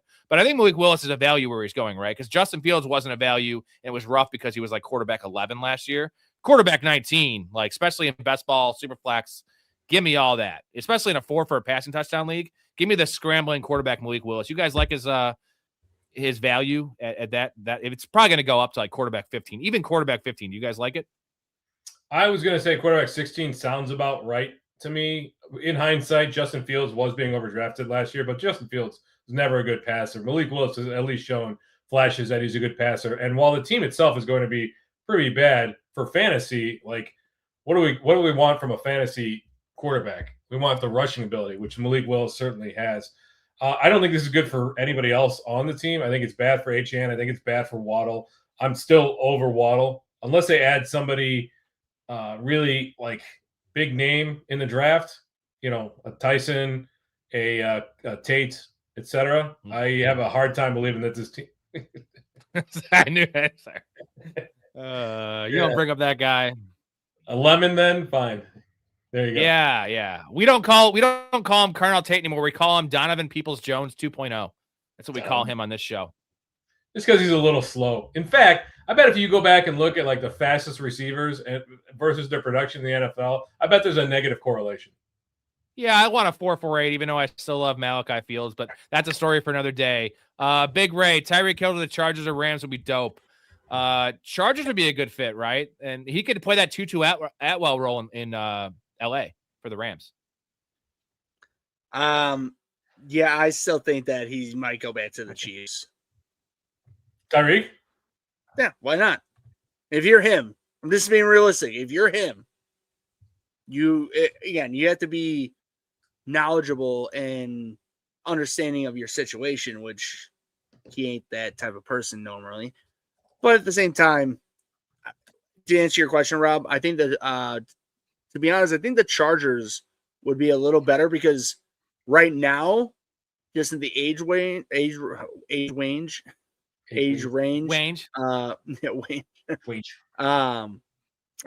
just think that at this point, Herbert has a better deep ball at this point. Now, if we're talking even a couple, when I say couple, even like 3-4 years ago, I'd still give it to Stafford because Stafford has one of the greatest deep balls of all time. It's one of the best arms.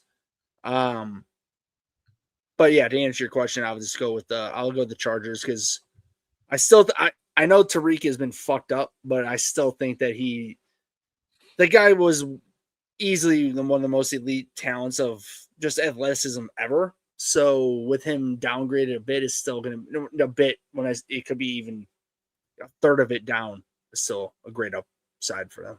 Tyreek's one example of a player that has lived up to that speed, that combine speed. He's a 1 in a million kind of player.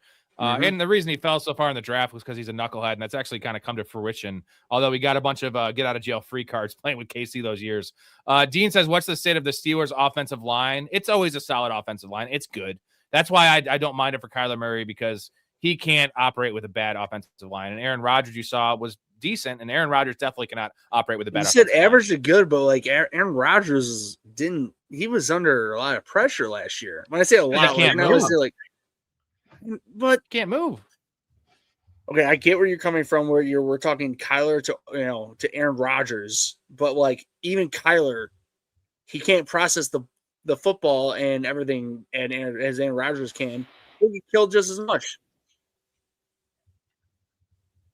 Let's see. Did anyone watch? Did you guys watch McAfee today? It was pretty cool.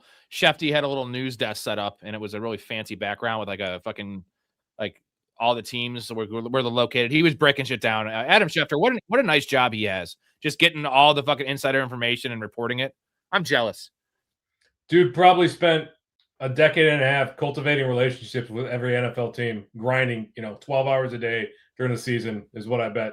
But to be honest, guys, you both know this, but just to reiterate it, if you're not ready to have your phone being blown up 24/7, you can't be him. That's why he's a GOAT, because that dude doesn't give a fuck. His wife clearly has a major understanding of just like. Wait, what do you mean she doesn't give an F? What do you mean?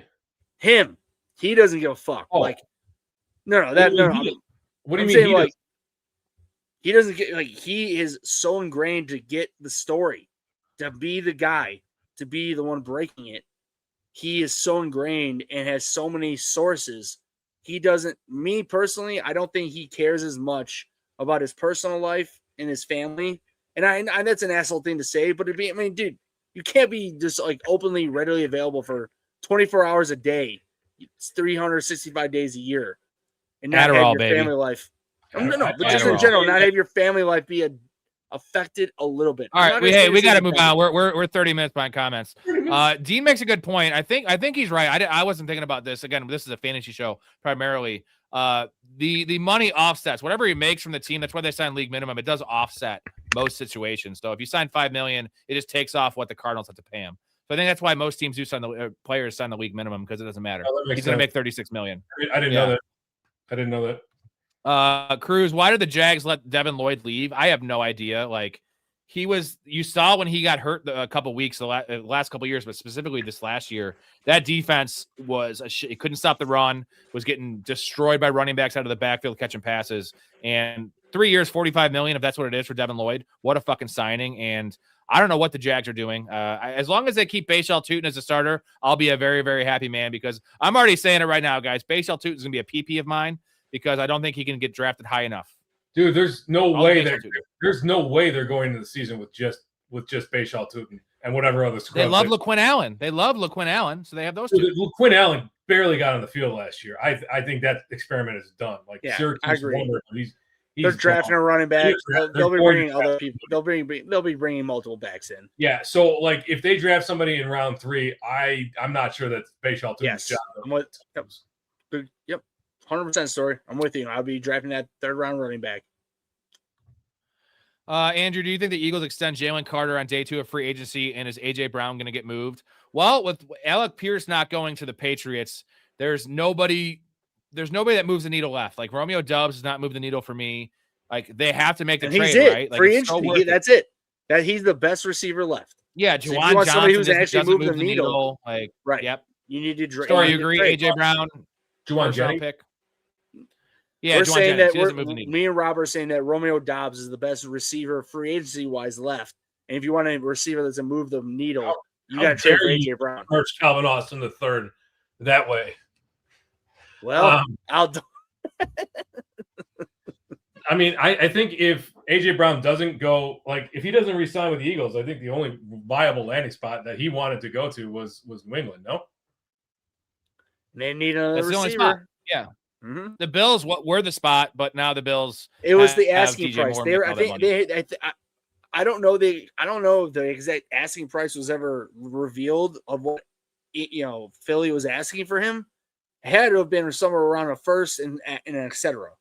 And teams are like, we're not giving you a fucking first round pick for his number, like his price tag and his age.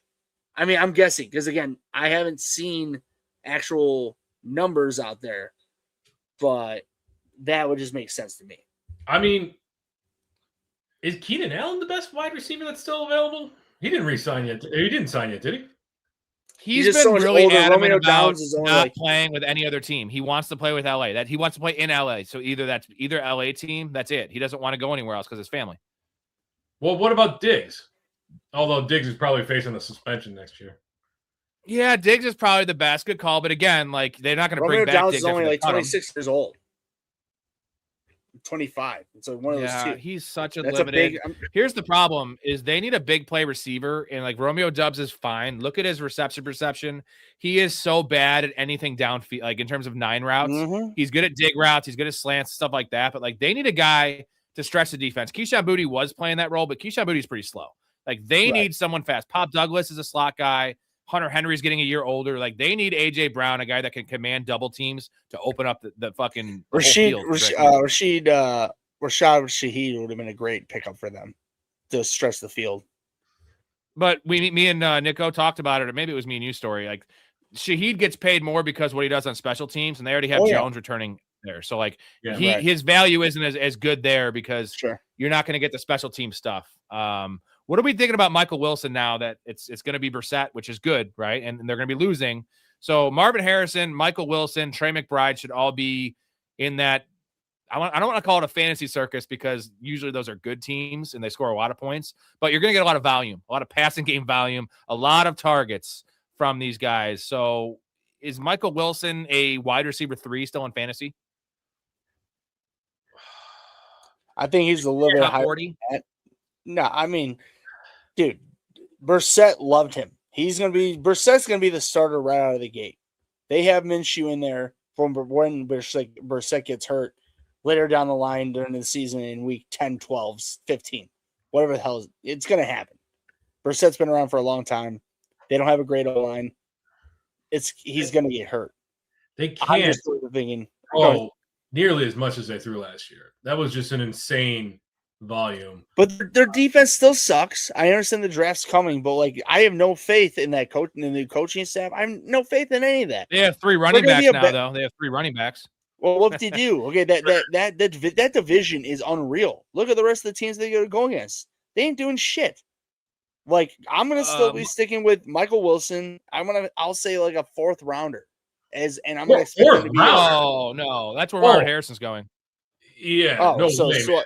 so then where's what second round? Is that as high as he's going? What? You're going the wrong way, No, man. Marvin Harrison's going in the 4th. Yeah. Oh, so Wilson's way below him. Okay, so No, where's Michael Wilson Wilson to be a 7th round pick.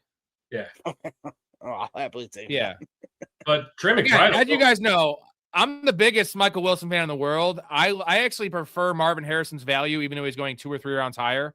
I would take at value. I still prefer the guy going higher in this case because top 5 pick, dude. I love Michael Wilson, but You're like, a real fucking turd. You know that? You just sucked Michael Wilson's dick. If you want Trey McBride and redraft, you're gonna have to pony up a 1st round pick in almost every league. For what? For Trey McBride? Yeah. Oh, I don't want anything to do with Trey McBride. It's Brock Bowers season for me. If I'm going any tight end early, it's Brock Bowers or nobody. Okay, so Storey. So he just said it. So where are you taking Marvin Harrison compared to Michael Wilson? Michael Wilson. No, compared like. So he just said I'll take Marvin Harrison the 5th compared to Wilson the 7th. So would you be saying the same? No, I'm taking. He always takes a cheaper guy. He always takes a cheaper guy. Yeah, value, baby. Give me the value. Give me the 2 Rob, rounds. I'm sorry. I just don't believe in anything. I think I Marvin Harrison brainwashed Jr. you guys. I brainwashed you guys into loving Michael Wilson. No, it's fuck possible. you. Marvin Harrison's a fucking bum. But if Marvin Harrison was going in the years 7th, to if show Wilson us. was going in the 4th, I'd be taking Marvin Harrison. Yeah. Right. Again, I know it sounds blasphemous. It sounds blasphemous. In the 4th round, You're throwing a dart each way. We'll take Michael Wilson the 7th. You might as well take the cheaper guy. Hetzer, Romeo Doubs is most likely going to be a Raider. They have to bring someone in, or they're drafting a guy in the 1st round. I think they have too many needs to be spending high draft capital on a wide receiver that'll be a project. So Romeo Doubs makes sense there. Mike Washington is going pick 152 in underdog. That's if he goes to the Seahawks. Whoo! With that combine he had. That's nice. That's very nice.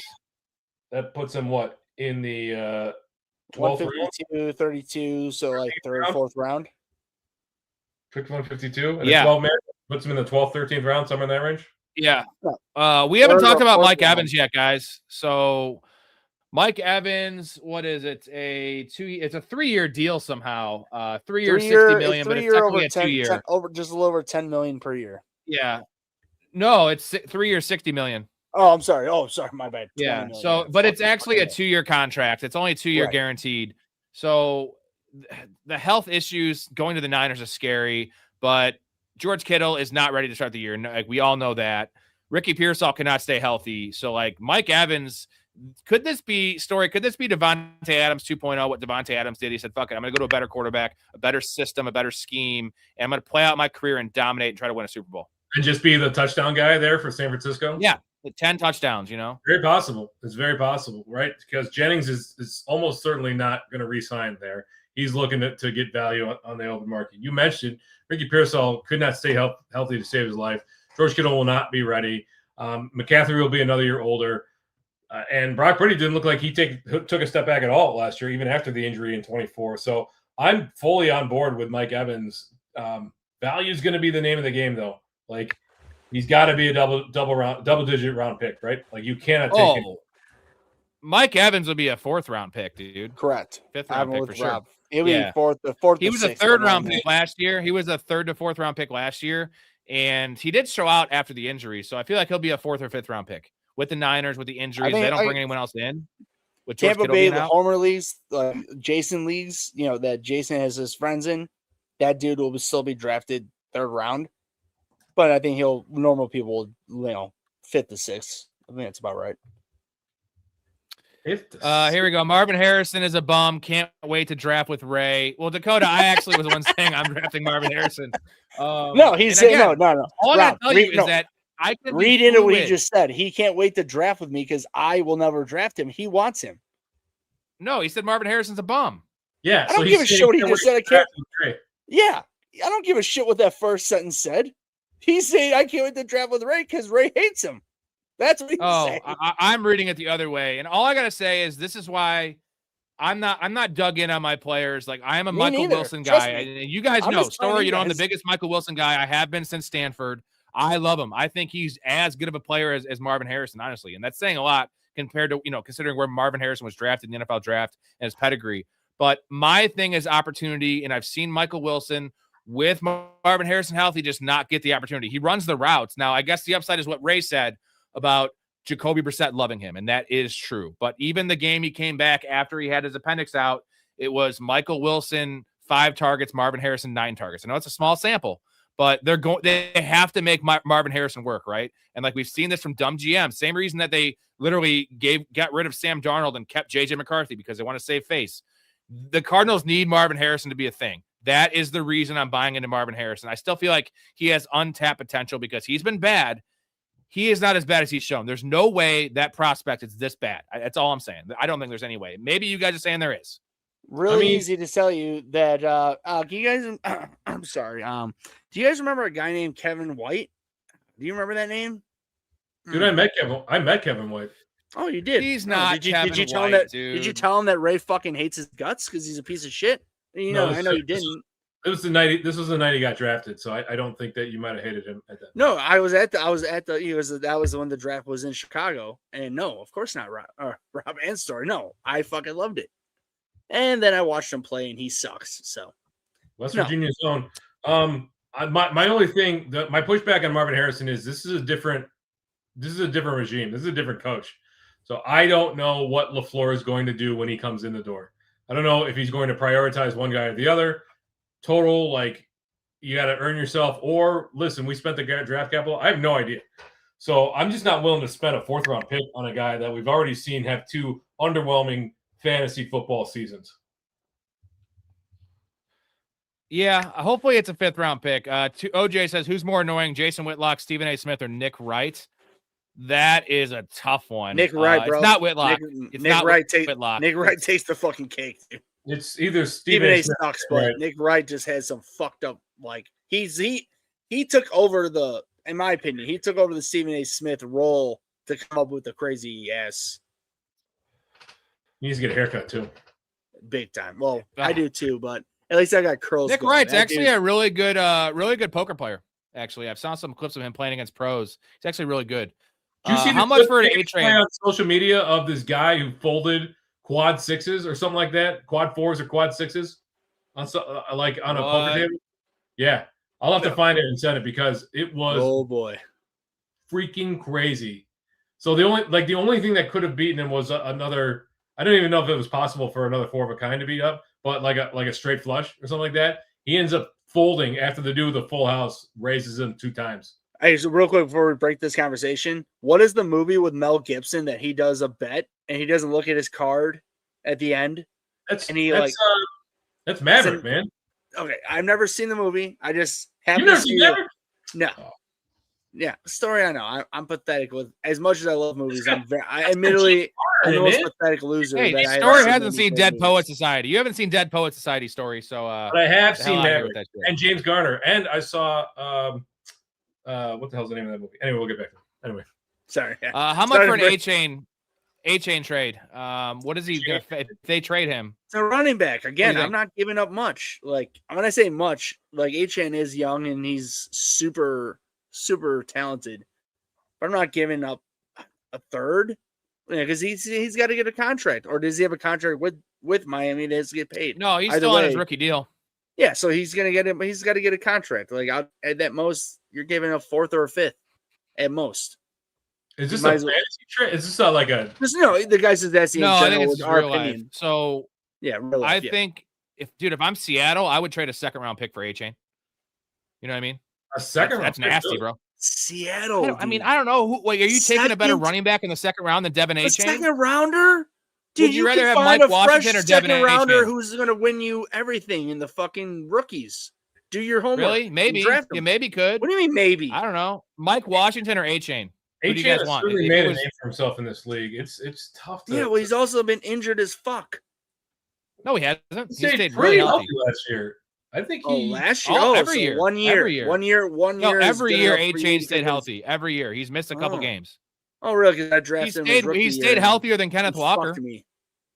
He stayed healthier than Kenneth Walker. Yeah, I don't. Let's see. So this would be his 3rd year. So you need to. If you trade for him, you need to pay for him. That's the whole thing. Story.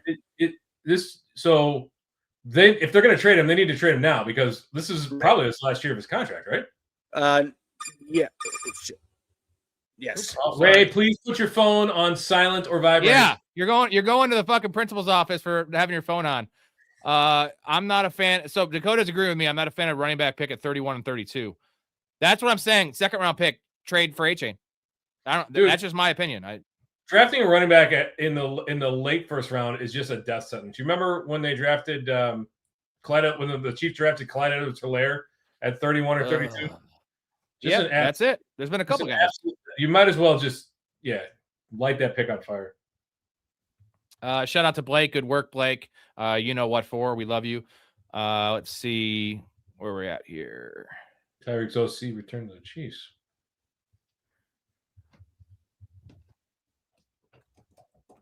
Goded said the Chiefs are going to be bad next season. I don't think that's. I think we saw the one bad Chiefs season. A bad season for them is what, 9 wins? We all agree, 9 wins. What did they end up with last year? Well, 6 wins, but like they didn't win a game after Mahomes got hurt. Well, yeah, that's wild. Mahomes starts slowly. Like, what do we realistically expect them to get back to double-digit wins that quickly? I do. Andy Reid, man, Andy Reid. Geno Smith, guys, is this the Jets? Is this the Jets for Geno Smith? Is that who they're going to start? Because Jets? Oh, God. That's what I've been hearing. It's gross, but like, where else is he going to go? He wants to be a starter. He doesn't deserve to be a starter, but like, I don't know, man. I guess the other team's the Vikings. No, it's out. Yeah. It's definitely out. The Vikings. God, who else? The Jets are the only team. Literally, the only team is the Jets if he wants to compete for a starting job. And if Garoppolo doesn't re-sign with the Rams, it wouldn't surprise me to see them sign Geno as a backup. Let's see. Kevin says, looking at starting players, who do you see coming off an injury playing at a high level in 2026? I'm going to say it's not George Pitt. I like the Caps. It's not going to be George Kittle. I don't expect that. That's just my personal opinion. But do we have anyone off the top of our heads that we like coming off an injury? Obviously, Mahomes could be a name because it's a quarterback. But I'm trying to think if there's anyone off the top of my head I can think of. Who were the big names last year that we lost to? Well, Tyreek Hill. Malik Neighbors. I believe in Malik Neighbors. Malik Neighbors. Yeah, there you go. That's it right there. Malik Neighbors. That's a good one. He should be fine. Guys, that Isaiah Likely contract? Dude, Hill, 3 for 40? Production took a massive dip in 24 and 25 before he got injured. Like, I think Tyreek Hill's, like, I think his career is, like, as a top-tier fantasy asset is done. Like, sure, like, he'll probably re-sign with the Chiefs, right? Because he's familiar with the system. Eric Bieniemy is back there. But I don't know. I don't see Tyreek Hill performing at a high level. Sorry, I'm with you. I think the highest ceiling that he possibly can have will be a top-end wide receiver 2. There's no more wide receiver 1 with him. No more like complete guaranteed. It's just at this point he's probably going to be a drifter, just a year. He's an ancillary piece. He's an ancillary piece with upside. Yep. Isaiah Likely though. So we're talking about Malik Neighbors. So 3 for 40. Like, dude. Man, I like Isaiah Likely, but like, how is he making this much money? And I like Theo Johnson. So Theo Johnson's now just a blocker, or they're going to use Isaiah Likely in the slot. Like, Story, what are they doing with this situation? Do you like the 3 for 40? What did Mark Andrews get? Do you remember what he signed? It was not that high. It was maybe like 7 to 8 mil per year. Maybe just a tad higher.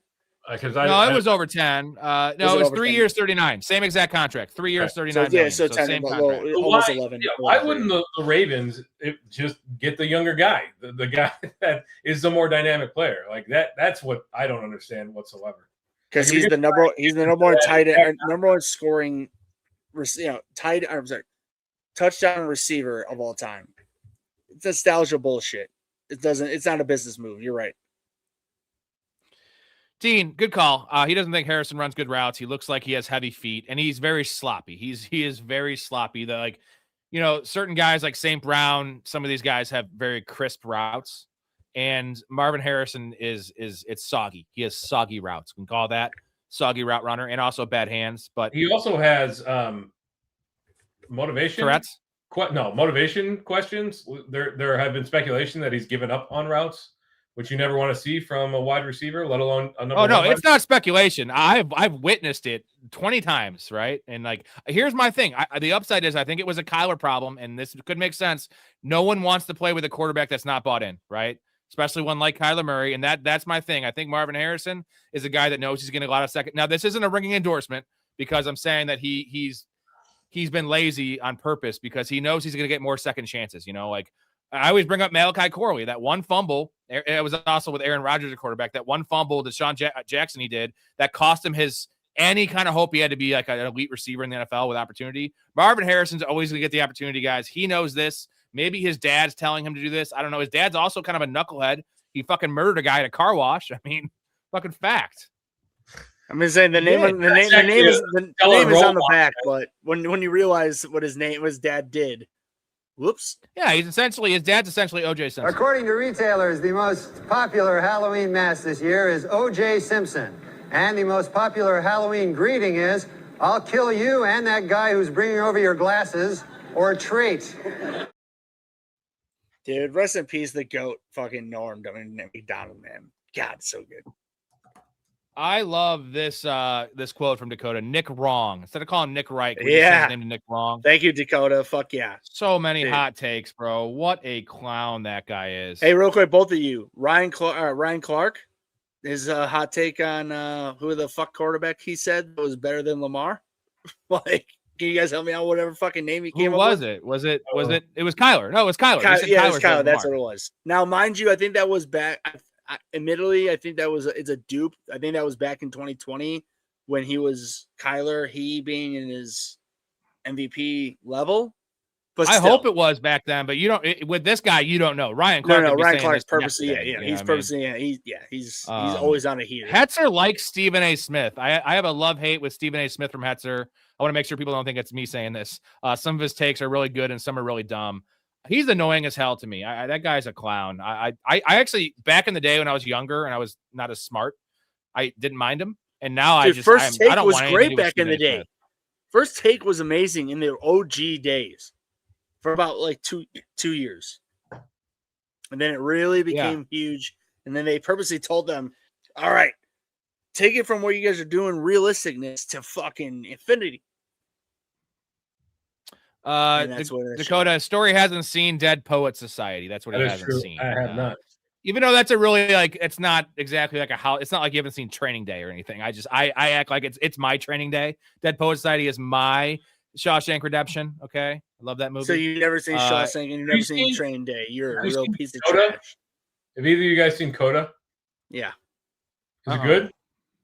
I saw when it first came out, so I only seen it once. I'm learning. I didn't hate it at all. I'm learning sign language, and somebody told me that I should watch that movie.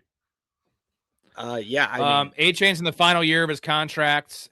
He has been very healthy. He's played 16 games back-to-back years. You remember? I think he missed 4 games. It was his rookie year, right? He got dinged up twice. He missed 4 games in like 2 games his rookie year. That's trust me, boys. That's the only time I had him was I picked him off at the free agent wire when he was a rookie. Season injury that kept him out, remember? And that's when Ollie Gordon got really steamed up, was because he stayed out of most of the preseason. And then in week 13 or so, he got dinged up at the end of a game, but they had a Monday night game the next week, and he played. That was when what's his name? Not Ollie Gordon, the other guy that was there, that's still there. Jalen Wright. Jalen Wright, yeah, had like 28 touches or something like that. Remember he had a big game that day. Yep. Yeah. So over 100 he yards. Played 16. He had one game where he got knocked out early. Okay, so I'm not disagreeing with everything you guys, Dakota, or Dean, and all you guys are saying, but if he's been this healthy, again, my critical thinking skills are telling me he's gonna get hurt this year. It's almost a guarantee. If he's playing 16 games back-to-back years, I'm almost willing to bet $1,000 he'll miss one game. There's just no way. Well, he's not built. That's one game. They all do. Well, it's been impressive that he's such a small guy. They've been using him wrong. They've been using him as like a workhorse running back, and he does not compass that. And I'm not going to predict injuries just because that's a bad game to play. And I feel like we know he's going to miss one game. He's a bust. He missed one game. Fuck you. I got you, bro. I got you. OJ, will Trevor Lawrence ever win a Super Bowl for Jacksonville or in general? Super Bowls are hard to come by, but I guess we just saw Sam Darnold win one. So what's your could gut tell you? Jacksonville be the new? Could this team be the new like Seattle? Because if you think about it, Jacksonville is so far ahead of where Seattle was 2 years ago, where they're at right now. Now losing Devin Lloyd doesn't help anything. No, it doesn't seem like they're making moves to win now, though. Like Trevor Lawrence isn't getting any younger. They're taking trade calls for Brian Thomas. How does that help anything? They're start taking calls again for him. I mean, again, that doesn't mean they're trading him, but it's like, okay, again, get him back on track. Why trade him? But again, yeah, honestly, real quick, I'll just admit it may be as dumb as people who hated the Bears trading DJ Moore. Could be the same situation where the new guy comes in, who's the offensive guy, Liam Cohen. His offense doesn't line up what Brian Thomas does. How it can't, I don't know. Same difference with Ben Johnson to DJ Moore. I don't know, but it didn't. So maybe you know what they should have done? They should have traded him last year after they drafted Travis Hunter, because they could have got like a fucking top 10 pick or top 15 pick for Brian Thomas. Right now, he's going to fetch a 3rd round pick. And if I'm another NFL team, I am trading for Brian Thomas Jr. right now. I am trading a 3rd round. I would trade a 2nd rounder for Brian Thomas. I don't even like Brian Thomas. I think he's got alligator hands. I think he has durability issues. I think. So you're saying if you're New England, you're calling over right now, 2nd round pick. Oh, this fucking take. I don't know. Money who do you guys want? If you're New England, would you rather have Brian Thomas? Let's say a 2nd round pick. Would you rather have Brian Thomas or AJ Brown? AJ Brown. No, Brian Thomas. Sorry. I'll take. I want Brian Thomas because you can grow with Drake May, and you have it's a win now move, and it's a win in the future move. Where AJ Brown is strictly a win now move, and give me the upside of Brian Thomas. I feel like AJ Brown's a better player right now. I'm not debating that. No, big Brian time. Thomas He really is. I think we're all forgetting. And I didn't like Brian Thomas coming out. I thought it was a fucking bullshit. The whole Mac Jones experience, it was wacky. The numbers. He didn't play as good as the numbers. I'll say that. Mac Jones. But there's nobody else. Do you guys think he's right? I get that. It was Ladd McConkey had the same situation with the Chargers. But is Brian Thomas closer to the player we saw his rookie year or closer to the player we saw his 2nd year? I'm going to say rookie year. Probably closer to that. Second. You don't come out and put up numbers like and make the Pro Bowl and make the all rookie team and everything like that, and then completely fall off the map. Injuries had a lot to do with it. That team was. They added a ton of receiving pieces there. So I think he can get back to form, but like as long as the competition's there, Myers, Parker Washington, and what's his name? The tight end, Brenton Strange had some games. So I'm not like without the Travis Hunter. Travis Hunter. I understand he's not going to be full time. I know they're saying anytime. Like they're talking about like having him play. I don't know. They're dumb. I personally did that time on their end. I think he's a much better receiver than he is with DB, but that's my opinion. But I could be wrong. Do you guys buy into Trevor Lawrence though, or like is this a one-off? Like, it's been a rough career, but again, let's not forget Urban Meyer that fucked him up for multiple years. Urban Meyer, that was a lost season. Jags are a bad franchise, so like, is trajectory still going up for Trevor Lawrence, or is he going to regress? I'm not talking stats because he had 9 rushing touchdowns. That's not sustainable. I'm talking real life NFL ball. Can he be a franchise quarterback? Did he prove that he was worth that beyond just being a number 1 pick story? He was literally Andrew Luck level touted, and that has not come to fruition. But this last year, there was a lot of glimpses. It was great. Yeah, the last year was kind of the what we were expecting from rookie year Trevor Lawrence. So they finally went out and got the pieces around him. I don't know. I don't know what ETN, like losing ETN, I don't know what that does to the offense. Like ETN was a very vital part of that offensive scheme. So I'm not sure what that really does to him. Did he just catch lightning in a bottle and play incredibly well in 25? Possibly. It's probably like halfway between, I would say. Like that was a very high level that Trevor Lawrence played at last year. MVP. Travis Etienne's bad. I'm not worried about Travis Etienne loss at all. He is such an story. Honestly, I think player. you're overvaluing him. I think he blows as well, especially when.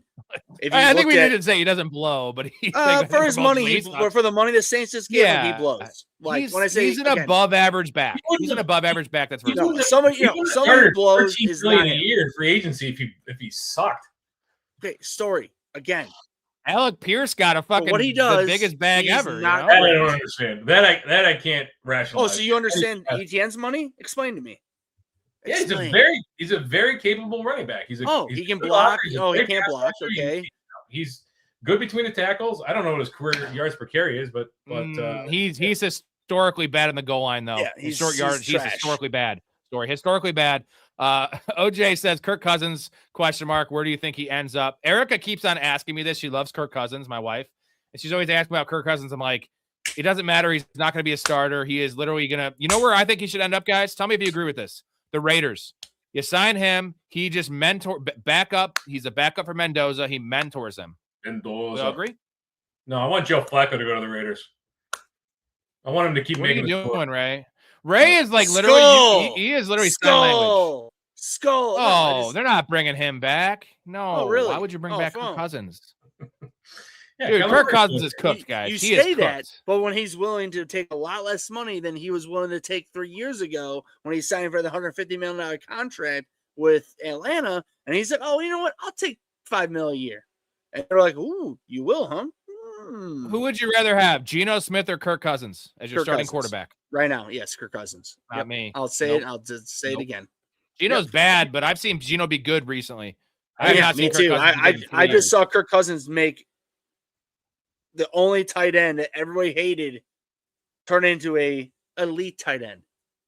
And who am I talking about? Story. Yeah. Who do you want? Geno? Say his name, Kyle Rob. Say his I name. think it's closer than either one of you guys think. Like, I don't think it's as clear cut as either one of you think. I don't think That's it's the point. That's if what it's I'm close thinking. to Geno Smith, that's terrible. I'm saying like, Yeah. that's the bar.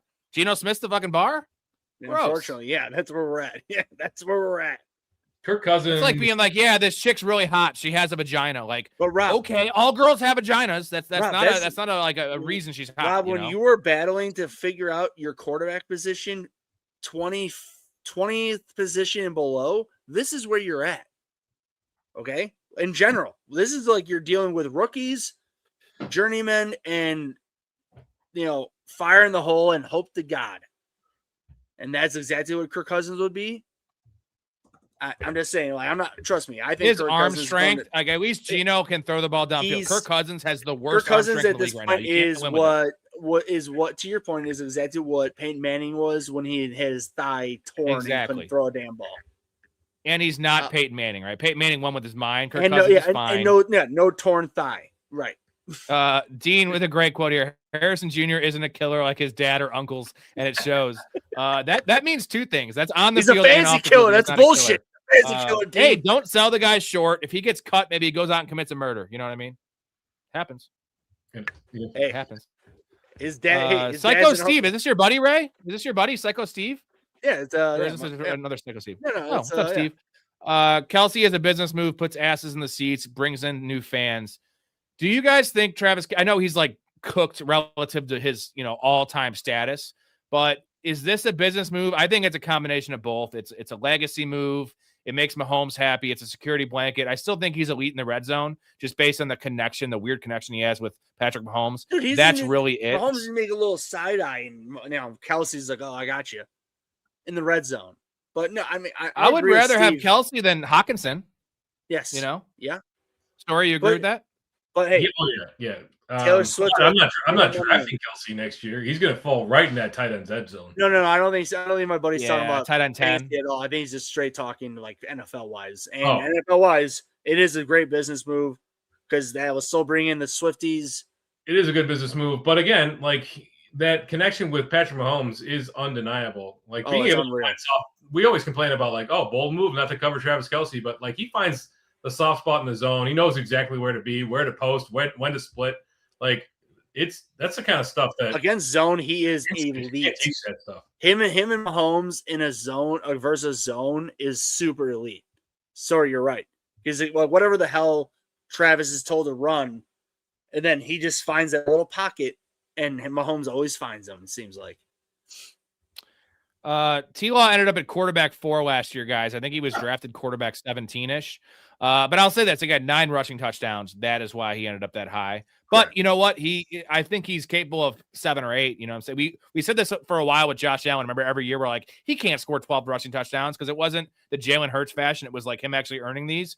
And Josh Allen repeatedly scores 12 or 14 rushing touchdowns. So Trevor Lawrence could be the new, remember how Dak had 6 rushing touchdowns every year to start his career? He could be like Dak Prescott plus because he was their best goal line runner last year. Like they how many of those were like quarterback draws from the 5-yard line? That's where fantasy gold and goodness comes from. He's huge. I think we forget how big Trevor Lawrence is.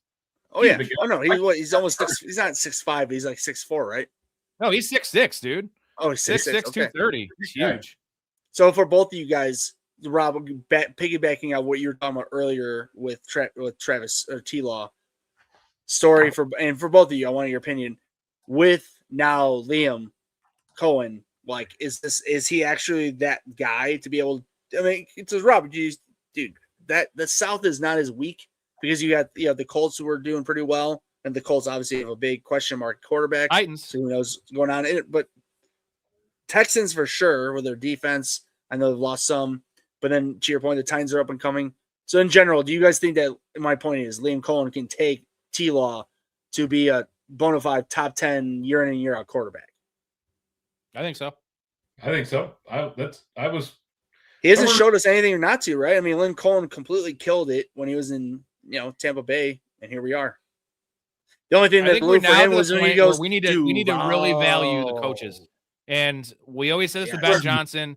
The fact that your head coach is the coordinator and Liam Cohen's elite, that marriage is going to be lasting 4, 5, 6 years. That's all that matters. Like, there's not any turnover. And that's the biggest problem that Trevor Lawrence faced, besides his really, really bad vision, bad at reading the field, and inaccurate throws at times and erratic play. He had no consistency in that franchise with the coordinators, with the head coaching. It was a clown show. And Liam Cohen is, it's so funny. Duvall was a joke. Like, he is not a clown show. He is, in my mind, a top fucking 8. Storey, you actually like Liam Cohen. He hates coaches. So I did. Remember early in the summer, when we were talking about here we are. Storey, please enlighten me.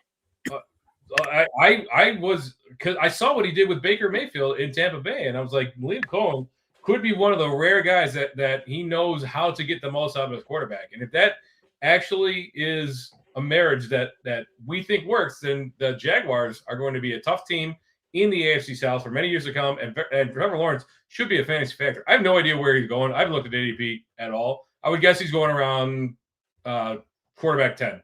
Rob, is that about where he's going? So Storey, so you give all the accolades to Cohen for what you just said, but you don't give Ben Johnson the same? Ben Johnson sucks. He's an idiot. Okay. Guy we understand. I'm just getting under your skin. No, my question was, where is Trevor Lawrence going? I would have put him at about. I think 8 to 10. I think you're right. He said 10, like roughly. I'm guessing 8 to 10 is probably roughly where he's going, like average. Yep. And that's probably the value if we think that he can get 6 rushing touchdowns a year. Now, if your boy Bashal Tootin is the next coming of Barry Sanders, we're going to have a different tune to it. Oh, fuck, if he's next Barry Sanders, watch the fucking. Hey, Bashal Tootin, the ultimate combine warrior. Again, I don't like to overrate that kind of stuff. The guy's huge. The guy's fast. The guy's sturdy. Fucking love him. Isn't he like 230 and he's like 5'9"? I think he's like 220, but 5'10", 220, and with a 4.3 speed. That's right. Yeah, that's good stuff. That's good stuff. Let's see. Gotcha. I hate the contract, but Harbaugh loves Likely and thinks he fits well with Dart, who improvises, and that is good because Isaiah Likely, most of those big plays are, all those Lamar plays were generally off script. You didn't see him hitting a lot of slants and dig routes. It was mostly just broken plays. So, what's wild Storey is Isaiah Likely ran like a 4.79 40, so he wasn't like a athletic beast, and like he plays much faster and much more athletic. He's just really small, like 240, right? Yeah, he's not a huge tight end. But Dakota brings up a good point. Like when it comes to off books, like off script plays, Isaiah Likely is a quarterback's best friend. So if that connection kind of develops with Dart, it sucks because Daniel Bellinger is probably going to get just shifted to being like the move tight end position now belongs to Isaiah Likely. So our boy Theo Johnson is probably relegated to. Why did I keep saying Daniel Bellinger? Theo Johnson. I love Theo Johnson. You love Theo Johnson. I feel like both of them. I feel like Theo Johnson will do just enough to keep Isaiah likely out of that relevancy, right? He's Probably. a streamer at best. Yeah, probably.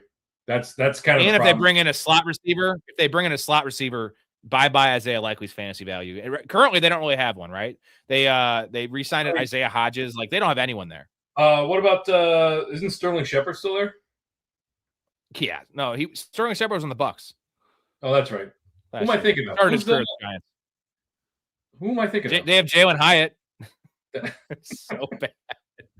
Oh, Jalen Hyatt. With all these ball clubs flying around all season, wouldn't you think there'd be a plane crash? But think about it. 26 teams, 162 games a season. You would think eventually an entire team would just get wiped out. Speaking of that clip, Mel Kiper is the worst draft expert.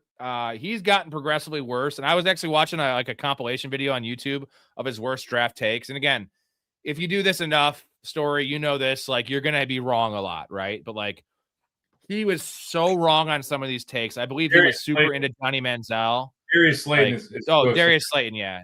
He's an X receiver though, so. Oh, I can't wait till draft week when we got Mel Kiper's big board and the best 10 best players left, and it'll be like Taylor Green and Ty Simpson and like guys that are not even going to be close to be drafted in the next 10 picks.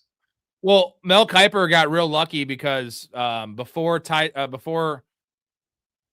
think he had who's the guy from Oregon? He had him ahead of Mendoza. Yeah, he had him ahead of Mendoza, and he's really high on Ty Simpson as well, which makes a lot of sense because he would be high on Ty Simpson. He would be high on Ty Simpson, yeah. Yeah, he likes the projects because like when they hit, he can tout them. But like when you go 1 for 9 on these picks, like you can't brag. It's the counselor thing, right? Like if you say every rookie is going to be awesome and draft 15 rookies and like 3 of them go off, you can't take victory laps. That's not the way it works. Like you want to be 50%. You want your hits to be mega hits, and you want your misses to be like soft misses. That's how I make money in fantasy, right? Soft misses where you barely miss and they still kind of return value. Yeah, I mean, for me, Story, you agree, right? If you don't have to be 100%. You don't even have to get 50% of your stuff right. But the stuff you get right had better be, the values better be pay off versus the stuff you get wrong. Well, the way we play, I think we're in agreement. Like if a guy returns value or like finishes at ADP, that's a miss for me. You know what I mean? Like I'm not drafting guys to return value, return 5th round value when I draft in the 5th round. It's a soft miss, right? That's fine. Yeah. Like I want guys to blow up. You don't win fantasy by getting guys at ADP value. That's what the Steelers do in real life. You make the playoffs, then you lose in the 1st round. Like we don't want that. What do you got, Ray? So I didn't hear you guys' take on Mel Kiper being the worst. I'm assuming you guys fucking hate him. The one thing I will say that I don't mind about him, not currently, this in general is in his whole career.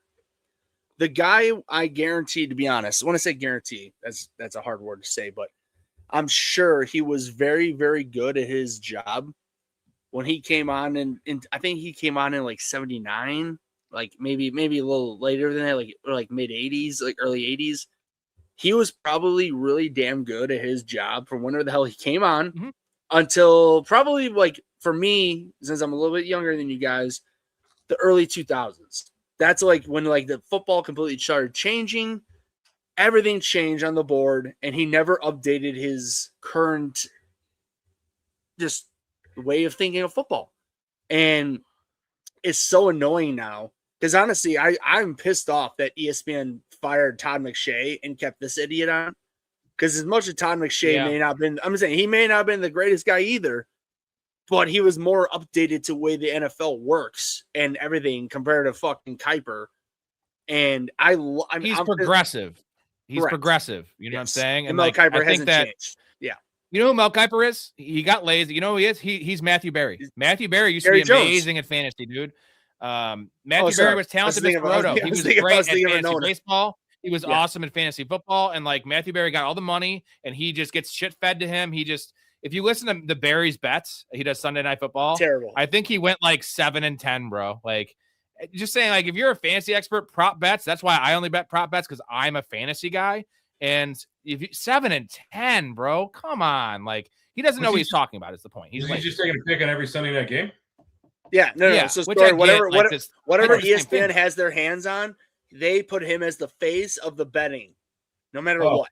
So whatever, whether it's Sunday Night Football, Monday Night Football, it doesn't. Those are the main two because the ABC is or NBC, whatever it is Monday or Sunday night, and then Monday night is ESPN. Yeah, they got him like on the it's like their commercial, but it's not an actual commercial, but it is a commercial. Hey, Matthew Barron in here for you. Oh, those teams are this and that. And I'm taking these bets, and like Rob said, it's only one bet. He does one bet, and it's always like a very, very, very like notable player. He never takes like a no. There's never like a guy with never like not 25 yards. Never not always, Jamar Chase over 93 yards. Exactly, every time that's what it is, which is or fine. Puka Nakua, or doesn't matter. Name somebody who's a major name. It's terrible. Yeah, instead of Michael Wilson for a second. Clark's also a clown. Michael Wilson, baby. I get so hard whenever I hear his name. Ryan Clark is probably the biggest clown just because he's the most hateable. He is on TV for diversity. He's a fucking piece of trash. Like, and I don't care what your race is. I don't. This guy is a race baiting piece of shit, and it pisses me off. I'm not looking for sports for political things. Okay, like I hear you, Ray. It's between that and Muhammad. Why the fuck would it be between that or Muhammad? Why don't you just pick a common name like a normal person? Muhammad is the most commonly used name on earth. Read a fucking book for one. It never gets old. Don't forget, he's got a Super Bowl ring with the Steelers. Oh, I loved him as a player. I love Ryan Clark as a player, and I liked him the first year. Ryan Clark was a regular on Jacked Up. That dude was a headhunter. Storey, you're right, and that's why he also pisses me off because he sits there and says all these. It's like, dude, you were trying to fucking take dudes' heads off when you were playing. Calm the fuck down. Hetzer watched The Thing with my homies a while ago, the OG from 1982, such a classic. John Carpenter. What do you guys think about The Thing? I gotta take a pee. It's not the OG technically. No, the OG's even before that. That was like what OG was like in the 30s. 1951. 51. Okay, I couldn't read it. It was old. It's based on a John Campbell novella called "What Goes There? Who Goes There?" I think. So the original one was The Thing from Another World. The best, obviously, is the 1982 classic, The Thing. It was a box office bomb, but cult hit. Good old Kurt Russell there. And then they did a remake in not a remake, but like it's a sequel, continuing story. Yes. In the 2000s, I was 11, 12, somewhere in that range. Yep. That I don't remember how that did. I think it was okay. I watched it one time, but I'll tell you right now. Just keep talking. I'll hit up. I watched like my when I was a kid at my uncle's house, and that scared the ever-loving shit out of me. They call it a reboot story. It's not a remake. It's a reboot. So The Thing, 2011, my friend. It was 11. Okay. Yeah, great movie though. Absolutely. Dude, Joel Egerton was in that. What the hell? Oh, Joel Egerton. All like who was the guy who did the special effects? Because that's a John Carpenter movie, but the special effects. In 2011, The Thing you're asking? Yeah. Okay, I'll tell you 1 second. Hold on. No, he's talking about special effects in the original. Yeah, the original. In the original. Okay, no. Okay, that's all. I make sure. Anyway, I'm going to move on to Dean here. He's been oddly healthy, like Gibbs, talking about A-Chain. Gibbs has also been crazy healthy for, it helped to have Montgomery take some of that load. He was still getting 17 touches a game. Now, they get him on the outside quite a bit, but Gibbs runs hard. It's odd to me that small guys getting all that work aren't hurt more. Storey, we discussed this about a month ago and pretty much in depth on this, how the linebackers are 20 pounds smaller than they used to be, right? It's just a hypothesis. I don't have any data to support it, but my hypothesis is that the NFL is countering the offensive schemes that we've seen pop up in the 2020s. And because of that, linebackers have to be smaller and faster. So those secondary hits that running backs are taking are not as punishing. So I feel like they're getting less damage, like cumulative damage on their bodies. It's strictly a hypothesis. But we've seen now 2 years in a row that for the most part, barring a few notable exceptions, we've seen running backs stay particularly healthy. Okay, so Storey, I'm 100% agreeing with what you're saying. I'm going to ask you a question. Can you name me in the last, well, let's say 5 years, a linebacker that was as menacingly huge size-wise is a Brian Urlacher. That was drafted. I mean, he drafted like coming into the league. I'm not sure. What are you asking? Like a guy as tall as Urlacher? Just as big. I'm agreeing with you to the point that NFL has changed. Like they're looking for a bigger safety that could be converted to a linebacker. Which am I wrong? Wasn't Devin Bush, who the Bears just drafted, was he not a safety in college, or was he always a linebacker? I don't know.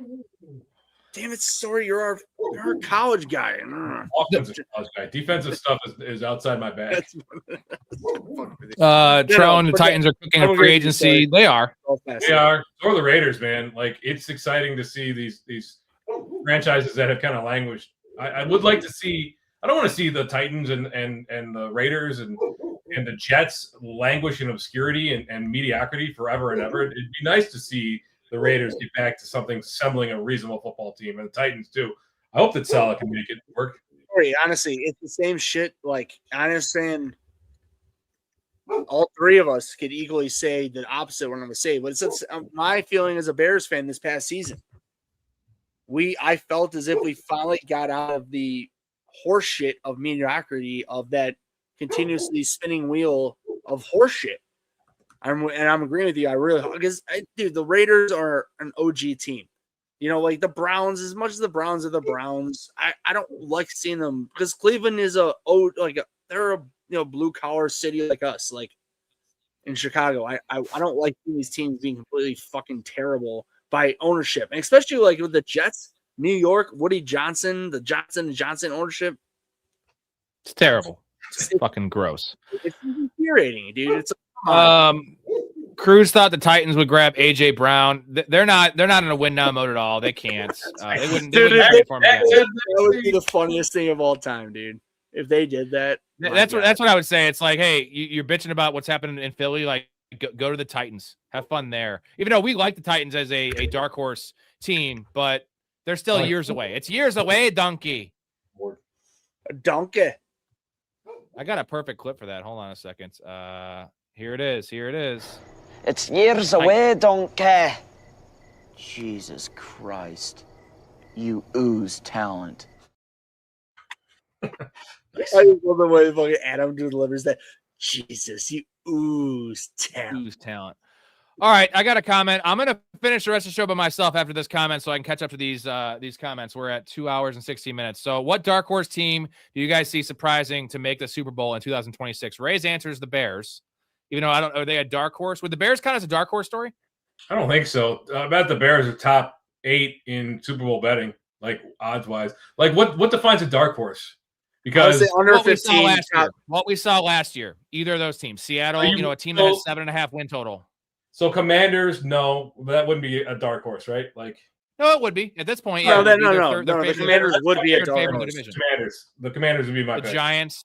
Okay, the Giants would be a dark horse too. Yeah.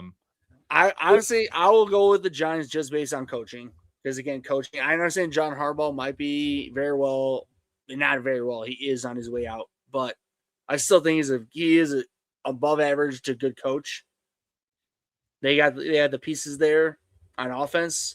He's a defensive coach. If you can figure that defense out, odds because I do think that there's probably a couple of teams that we're missing out on. I got one, the Chargers. I know you might say they're not because they made the playoffs. They're third. They have the third best odds in that division. Third best odds in that division to make the play to win the division. They have the 9th best odds to win the Super Bowl. So you can't really consider it. So what do you mean? Borderline. Oh, you mean like it's an under horse? I mean, dark horse has got to be outside the top 10. Right. The Chargers have better odds than the Lions. Texans. What are Texans? There you go. What are 10 through 15 right now? That you're looking at it. The Rams are the favorite, then the Seahawks, then the Ravens, and the Bills, and the Chiefs, then the Packers, then the 49ers, then the Eagles, then the Chargers, then the Lions. That rounds out the top 10. Okay. Then the Patriots, then the Texans. Okay. Yeah. So what did I say? Commanders plus 65. The Bears would be. No, at that point, the Bears are outside the top 12. I mean, fuck yeah. Bears are outside the top, 16. So there you go. 16? Holy trash. Ray's going to bet that right now. Yep. All right, great show, guys. Storey will be on tomorrow night with Mouth of the South, Downtown Sports coming on, talk some more free agency. You'll be seeing Ray as usual We'll reconvene tomorrow, gentlemen. I'll finish off all these comments. Appreciate both you guys. Absolutely. And there'll be some more stuff tomorrow. I'm sure there's still a lot of shoes to drop. Trey Henderson maybe will sign tomorrow. Maybe AJ Brown gets traded tomorrow. Who knows? Maybe. And for the record, none of the teams that we talked about winning the Super Bowl are going to win the Super Bowl. Just so you know, Commanders, Bears. Who's going to win? Fuck you, Story. I'm on Bears. Rams or bust, baby. Chargers aren't winning it either. The fact that the Bears re-signed Braxton Jones at $10 million, with incentives, really just proved to me they ain't gonna do nothing for left tackle. Just have Braxton Jones again. I'm like, God damn it. All right, Rob. Story. See y'all. All right, guys. Peace, boys. Have a good night. All right, guys, I'm going to finish this up, pound through these questions. Kirk Cousins to the Jets, maybe. I don't know. Fuck. I hope not. I mean, hey, if they want to win one game, then Kirk Cousins is the answer. They might win 3 games if they get someone better, but that's a rough situation. If I was a Jets fan, I would not want to see Justin Fields touch a football field ever again. He's not going to be on their team. I mean, they did him dirty last year too, just pretty much calling him out. And he was bad, but don't call out your players. So he gone. Chris says, Raider Nation, we back, baby. I like the building blocks. You got a lot of draft capital. The Linderbaum signing, way overpaid, but you had the money, and why not get some support for your rookie quarterback? Don't, especially up the middle. It's the one thing. Mendoza's athletic enough to, avoid edge rushers and move left and right and even get outside the pocket. You can't deal with, Tom Brady always said that the pressure you can't deal with is up the middle. And that's the thing with Linderbaum. Also good for Ashton Genty too. Maybe he can actually have some yards before contact this year. I think Ashton Genty had like 80% of his yards were after contact. That number is definitely going down. So I do like Ashton Genty for fantasy. Ray looks like a Vikings fan. Can't believe a true Chicagoan would do that skull. Yeah, he was doing the skull. And you know what? We don't really hate the Vikings in Chicago. I feel like the Packers are really our true hate. But as far as I'm concerned, as you know, I'm not really a true Bears fan like Ray is. So I could give a fuck about any of the teams. I just want to make money and win my fantasy leagues. All girls have vaginas. What a 1996 take. Damn straight. This is a good one. Ty Simpson reminds me of Jake Plummer from Dean. Yeah, dude. Jake Plummer is pretty mobile, but like that's actually a good comp. And it's not the teams that are drafting Ty Simpson in the middle or the end of the first round are not going to like that comp. So I think Jake Plummer was a lot bigger though. Jake Plummer, I believe, was like 6'3" or 6'4". I think Ty Simpson's like 6'1". Do you like Barry's co-hosts? No, those guys, the Australian guy, I believe, the like darker skin Australian guy, that guy's terrible. That show, dude, that show is bad. Again, I'm not on here trying to bash other shows, but like that show is bad. I would rather watch the Fantasy Footballers than the Matthew Berry show. That one's terrible. You know what? Go watch Matt Harmon if you want to get some knowledge. Matt Harmon's Where It's At or In This League. That's a deep dive podcast. I love those guys are great. Who's more annoying? Christine Williamson, Roman Sheldon. I don't know who that is. Kay Adams or Mina Kimes. I don't know. You know what? Mina Kimes is super annoying, but actually she does know her stuff. And I'm a pretty big Bill Simmons fan. So like I have a soft spot for Mina Kimes. She is pretty annoying. I used to like Mina Kimes on Dan Le Batard. So it's crazy that she has risen up the ranks so much. So you know what? Good for you, Mina Kimes. But they're all pretty annoying. I like it to be mostly males. I mean, I like to look at them. Mina Kimes isn't very hot, but unfortunately, they don't bring a lot of insider takes. Here's an interesting guy. Keaton Mitchell is now an unrestricted free agent. He could be a good fit in Seattle cheap. Yeah, but like you got to bring someone else in because you can't. Like Keaton Mitchell has never stayed healthy. He has struggled. He is small. I feel like some of his athleticism has been zapped since those major injuries. But Keaton Mitchell is a name to watch. I feel like he could be a value because he's going to be a really cheap running back you can sign. He's got some juice. The problem with Keaton Mitchell is it worked with Lamar because he doesn't throw to his running backs. Keaton Mitchell, not a good pass catcher in general, and he's also tiny. So like the prototype that Keaton Mitchell is, a very small guy that doesn't really catch passes out of the backfield, like that's a problem. You know what I'm saying? He's a home run hitter, but like you got to run him. You got to run him to get the home runs. And I really don't want to give a lot of carries to a guy that weighs 190 pounds. He's out. I can give you my thoughts. One of my favorite movies of all time. If we do guilty pleasure movies on this, it's going to be on the top of the list. He said, Story, what are your thoughts on the movie Idle Hands? That is probably the hottest Jessica Alba's ever been. Devon Sawa, fucking Seth Green. Dude, that movie was one of the first rated R movies. I was watching movies like 95, 96 rated R movies. One of the first that I actually was allowed to rent for my parents. I used to watch them at like my cousin's house. Idle Hands. Fucking love that movie. That's a classic. If you have not seen it, definitely a guilty pleasure type movie. Thoughts on Scream 7? Scream 7. Have not seen it. I just actually rewatched all the Screams in preparation to watch Scream 7. I have a kind of it's an Android box, so I get all the like pay-per-view, everything for free. But like the first 2 weeks after the movie comes out, it's like literally like cam footage, so it's like recorded in the actual movie theater. So I wait, like it takes 3 or 4 weeks, and then I actually get the real version. So I'll be watching that. I've heard really bad things though. Very predictable. I guess it's supposed to be pretty gory. Scream 6 actually surprised me. I just watched that for the first time last night, and the ending of Scream 6 was terrible. And it was also very predictable, but I really enjoyed the new characters, the core 4 as they called them. So Scream 6 is good. Yeah, it's a Scream movie, what you're going to get. I wish they'd change up the archetype of those movies for once and just not have the final act reveal be like the same every fucking time. Like do something different. And Scream 6 is at the beginning where they revealed that the fake killer, not to give too many spoilers, but yeah, solid. I hear Scream 7 is the worst. It's littered with issues. The whole Neve Campbell fiasco. They brought her back. They weren't going to bring her back. A lot of issues there. Dakota says Bears not winning the Super Bowl. Sorry. The odds are good though. I would thought they'd be top 10, but they are projected to get third in their division based on win total. But those are, if they're like 18-1 or 21-1, I think I'm down to sprinkle that just because the coach is impressive. Again, I think the Bears have a better chance than the Jaguars. What do you guys think? You think Bears or Jaguars have a better chance? That is, gun to your head. I want to hear what you guys think. Gun to your head, Bears, Jaguars. If they have the same odds to win the Super Bowl, who you betting on? Say somebody put a gun to your head. Said, do you want your baby to be lighter or darker? What would you choose? Why is someone holding a gun to my head and asking me what shade I would prefer my son to be? I don't know. So why is he putting a gun to my head? He wants to find out what your preference is. So you're walking down the street with Will, and he snatches you into the backseat of the car, and now he's got a gun to your head. You want a lighter or darker baby? What shade? What shade? Get away from me. What color is the guy holding the gun? He's mocha, right down the middle. Right down the middle. 50-50. You want it lighter or darker? I would say on the lighter side.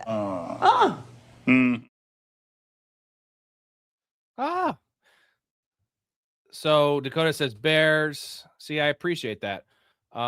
One more time real quick for everybody. I just wanted, especially you, Dakota. Jay's in here. Some of my boys. I appreciate you guys immensely. Y'all are the shits. I just want to shout out the Patreon bros. Can't wait to do Dynasty with you guys. It's going to be fun. Can't wait for redraft leagues. That's also going to be fun. Support your boy. Join the community. The Discord was popping today. 70 people in there. Always a good time. We have the community fantasy leagues. Guest appearances on the show. Dakota, you still got to come on. We got to talk some NBA one of these Saturday nights with Ray once the draft is probably in between the free agency and the draft. Maybe end of March we can do that show. That'd be a great time. Free merchandise. We got the shirts coming in. We have the hat giveaway every single month. Jay, you're gonna win one next month. I have a feeling. There's only a couple names that don't have them and that are in the tier that gets in the giveaway. So love to give everyone a hat here in the next couple months. So they're actually really quality hats. Also access to my bets, guys, 96 and 58. I will do possibly an underdog draft if we meet a goal here. So we've had 2 subs on this program. If we get 3 subs, any combination of 10 subs and super chat dollars, 10 from this point on, 10 either subs or super chat dollars, I will hop in an underdog draft. We could check on some of the values of these players based on, Tyler Algier, Rico Dowdle, some of those guys. Baishal Tootin, was he going to go in the fucking 5th round?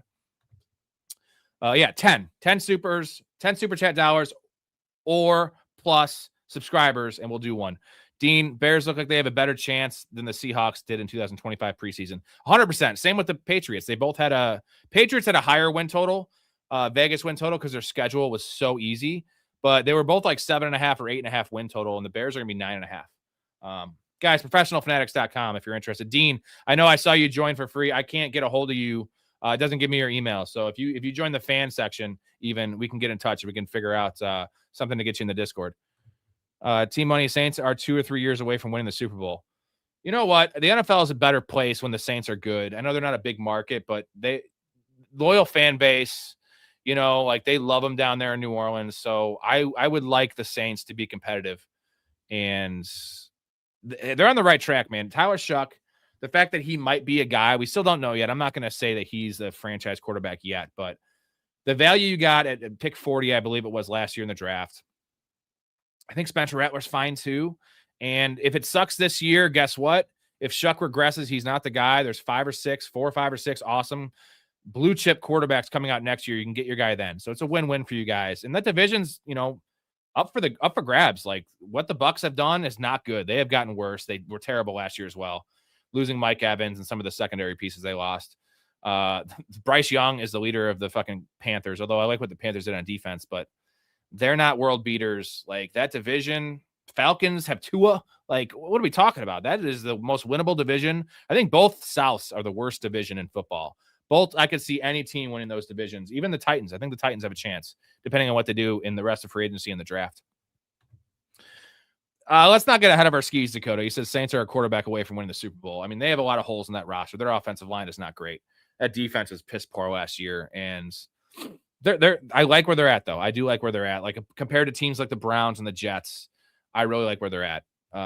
Raiders are a team that were awful forever. They're on the right track. Unfortunately, that division is insane. Like the Cardinals and the Raiders, and the Cardinals are much farther away because they don't even have a quarterback, and their whole organization's a joke. But those two divisions, man, like the NFC West is so fucking hard. I mean, you have the win now team in the Rams. You have the Niners, who are always going to be good, and Seattle doesn't look like they're going anywhere anytime soon. I miss Joy Taylor. Yeah, I didn't mind Joy. Tyler Shuck is ascending. Jupiter Ascending. Really weird movie. That is Mila Kunis in it. Not the movie I thought it was based on the trailer. Did not like that one. OJ, I can't stand Cam Newton. His outfits, hats are awful. He has horrible takes. I wonder if I still have the Cam Newton video in here. Because, yeah, we did a whole segment about Cam Newton. Here it is. A fur shrug with crocheted sleeves. A hat on a hat. A watch on your pinky toe. And nothing says, look at me, I've been places, like 2 lit road flares hanging from your sunglasses. We got to get back to that, because what we were doing for a while during the season was like a little 2-minute thing. I'd pull up a different Cam Newton outfit, whatever he wore that day, and we'd grade the outfit and kind of break it down, because it's so many elements. Like an outfit should be like a, 30-second conversation, like, oh, it's a decent jacket, or, oh, I like his polo. With Cam Newton, you have accessories. He's Lenny Kravitz. So you have all these things to break down. It's hilarious. Scarves. He's a guy that wears like 4 shirts, 4 layers. It's like a sweater with like a polo. He's probably got a long sleeve under that. I don't know. Super weird. Jay, does Etienne's trade help him more or Tootin in fantasy? Based on where they were going in early underdog drafts, it's definitely Tootin, because I was getting him in the 9th round and Etienne was still like running back 14. I think Etienne's value kind of stays the same. You're not going to, and Tyler Shuck will pillage some rushing yards, not as many rushing touchdowns as Trevor Lawrence, but I'd say Etienne stays the same. I'm just not an Etienne fan. I really am not. I thought out of Clemson he was going to be. He just has not been the same player that he was in Clemson, and he injured. Is it ACL? I don't think it was an Achilles. His rookie year, and he just has not been the same player. So, hold on, I got to get rid of a troll here, and here we go. Where are we at? So yeah, I don't know. What do you guys think? Are you in on ETN there? Because I don't like that. I don't like the player. The fit's fine. I like the ascending offense and the fact that they will be in a lot of shootouts, and that division has weak defenses. So there's a lot of pros there, but there's some cons in the fact that I don't think he's a great player. He's also been a guy that outside of that rookie year where he missed, he has stayed really healthy based on his body type and running style. I could see an injury coming his way. I don't want to predict it again. I don't predict injuries. I don't draft like that. I would just kind of a hunch. Jonathan, Rams will be tough this year with the defensive ads. Yeah, bro. And I think they're going to bring in a third receiver. I've heard Debo, which I know Debo is kind of a forgotten guy on most teams. I would not be high on bringing in Debo. Sean McVay, if anyone could make Debo, 80% of what he was in San Fran, it's Sean McVay. And adding him with Puka and Devontae Adams, like that would be dangerous, man. They could use him 3 or 4 plays a game, give him a screen pass. It's really what he was relegated to last year with Washington, was just a bunch of screens and shit. But he's still dynamic with the ball in his hand, not as fast as he used to be, but he's still a tough tackle. And if Sean McVay can get his hands on him for free, that's their third guy instead of Tutu Atwell and Jordan Whittington and some of the guys they had there last year. That I could see that. That's a guy that they could grab. I swear Cam Newton is a closet homosexual. I don't even think that's not a hot take. I don't think he's a closet homosexual. He might actually just be a homosexual. He's very new school, right? He likes to wear all those clothes, and he's an idiot too. That's the problem. Is I think he slanders all these other quarterbacks. I get it. Cam Newton had an all-time epic year. Let's not take that away from him. Played like shit in the Super Bowl, but all-time epic season. I think it was 2015. Like they were 15-1 or 14-2. He was throwing to bums. Ted Ginn. His best weapon on that offense outside of like Jonathan. What was it? The 2 running backs. Yeah, Jonathan. The hell is his name? I can't think of his name. Anyways, it was Greg Olsen was his best weapon. Like he led that team. He willed that team. But outside of that, I wouldn't say disappointing career because he was number 1 pick. It was a short career, and you know what? The officials didn't do him any favors because he took some pops and he never got flags. But yeah, Cam Newton acts like he was the best thing ever. So does RG3. Like RG3, I have more of a problem with because at least Cam Newton had 4 prime years. Like RG3 had a half of a year or 3/4 of a year that was elite. But the Redskins did him dirty, by the way. I was watching a YouTube video of like most devastating playoff losses, wild card losses, and that was on there just because they lost the game. And they haven't won a playoff game until the last couple of years, but that was 12 or 14 years ago. But they lost the game, and they pretty much ruined RG3's career. He was never the same. I think he went 5, and I think the record was 5-20 for the rest of his career after that rookie year, which is just insane. RG3 was, what Jaden Daniels was his rookie year, and he was never close to that talent again. Tom Brady has Raiders moving correctly. If Raiders have a boring draft, meaning they draft O-line, D-line, defensive anchor, they will be competitive soon. I think they will. I think they will take Mendoza and fortify the line, and because there's no point making like flashy, sexy picks because they're not winning anything this year. They got to build from the inside out. And if they do that, I think they could set themselves up and especially they have to do it because they invested a really high draft pick in Ashton Genty. So like, why not give the kids some running room and make this kind of a run first offense when you can. It's going to be hard because they're going to be losing every game, but at least they could start off every game, run first, take some pressure off Mendoza. I think he can handle I'm not the biggest Mendoza fan, but I know he's very pro ready. I have no concerns that he can start day 1 and be serviceable. Where do you think Joe Mixon ends up? Can he still be a running back 1? No. I said it from the start of draft season last year. Do not draft Joe Mixon. I said he wasn't playing last year. Ended up being true. There was a lot of mystery regarding that foot injury. He got surgery from like a outside surgeon, like so much stuff with Joe Mixon. He's going to be 30. I think he's 30, going to be 31. A lot of tread on those tires. And when you lose it, you lose it. Joe Mixon's fine. I was the biggest Joe Mixon fan for a while. I just feel like he's lost a step. He's lost explosiveness. Wasn't the most powerful guy. Solid pass catcher. Maybe a team like the Vikings take a flyer on him since they're not really sold on Jordan Mason. I think he's going to be brought in on a vet minimum deal as a backup. And like, I would probably rather have Aaron Jones, and I'm not an Aaron Jones fan. So that's my thoughts on Joe Mixon. So I think he's done. I'd be surprised if he was a relevant fantasy asset at all for the rest of his career.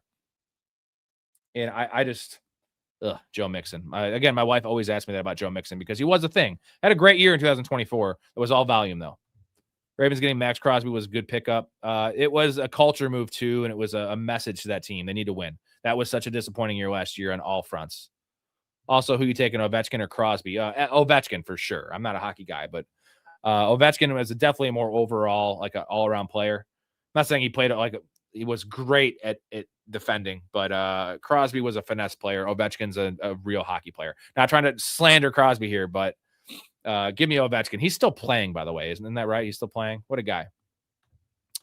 Hetzer, JT or A-Chain? Who do you want more? Half PPR. Half PPR, JT.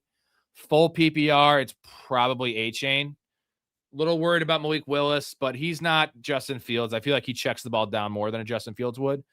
And he's been impressive, man. I was not the biggest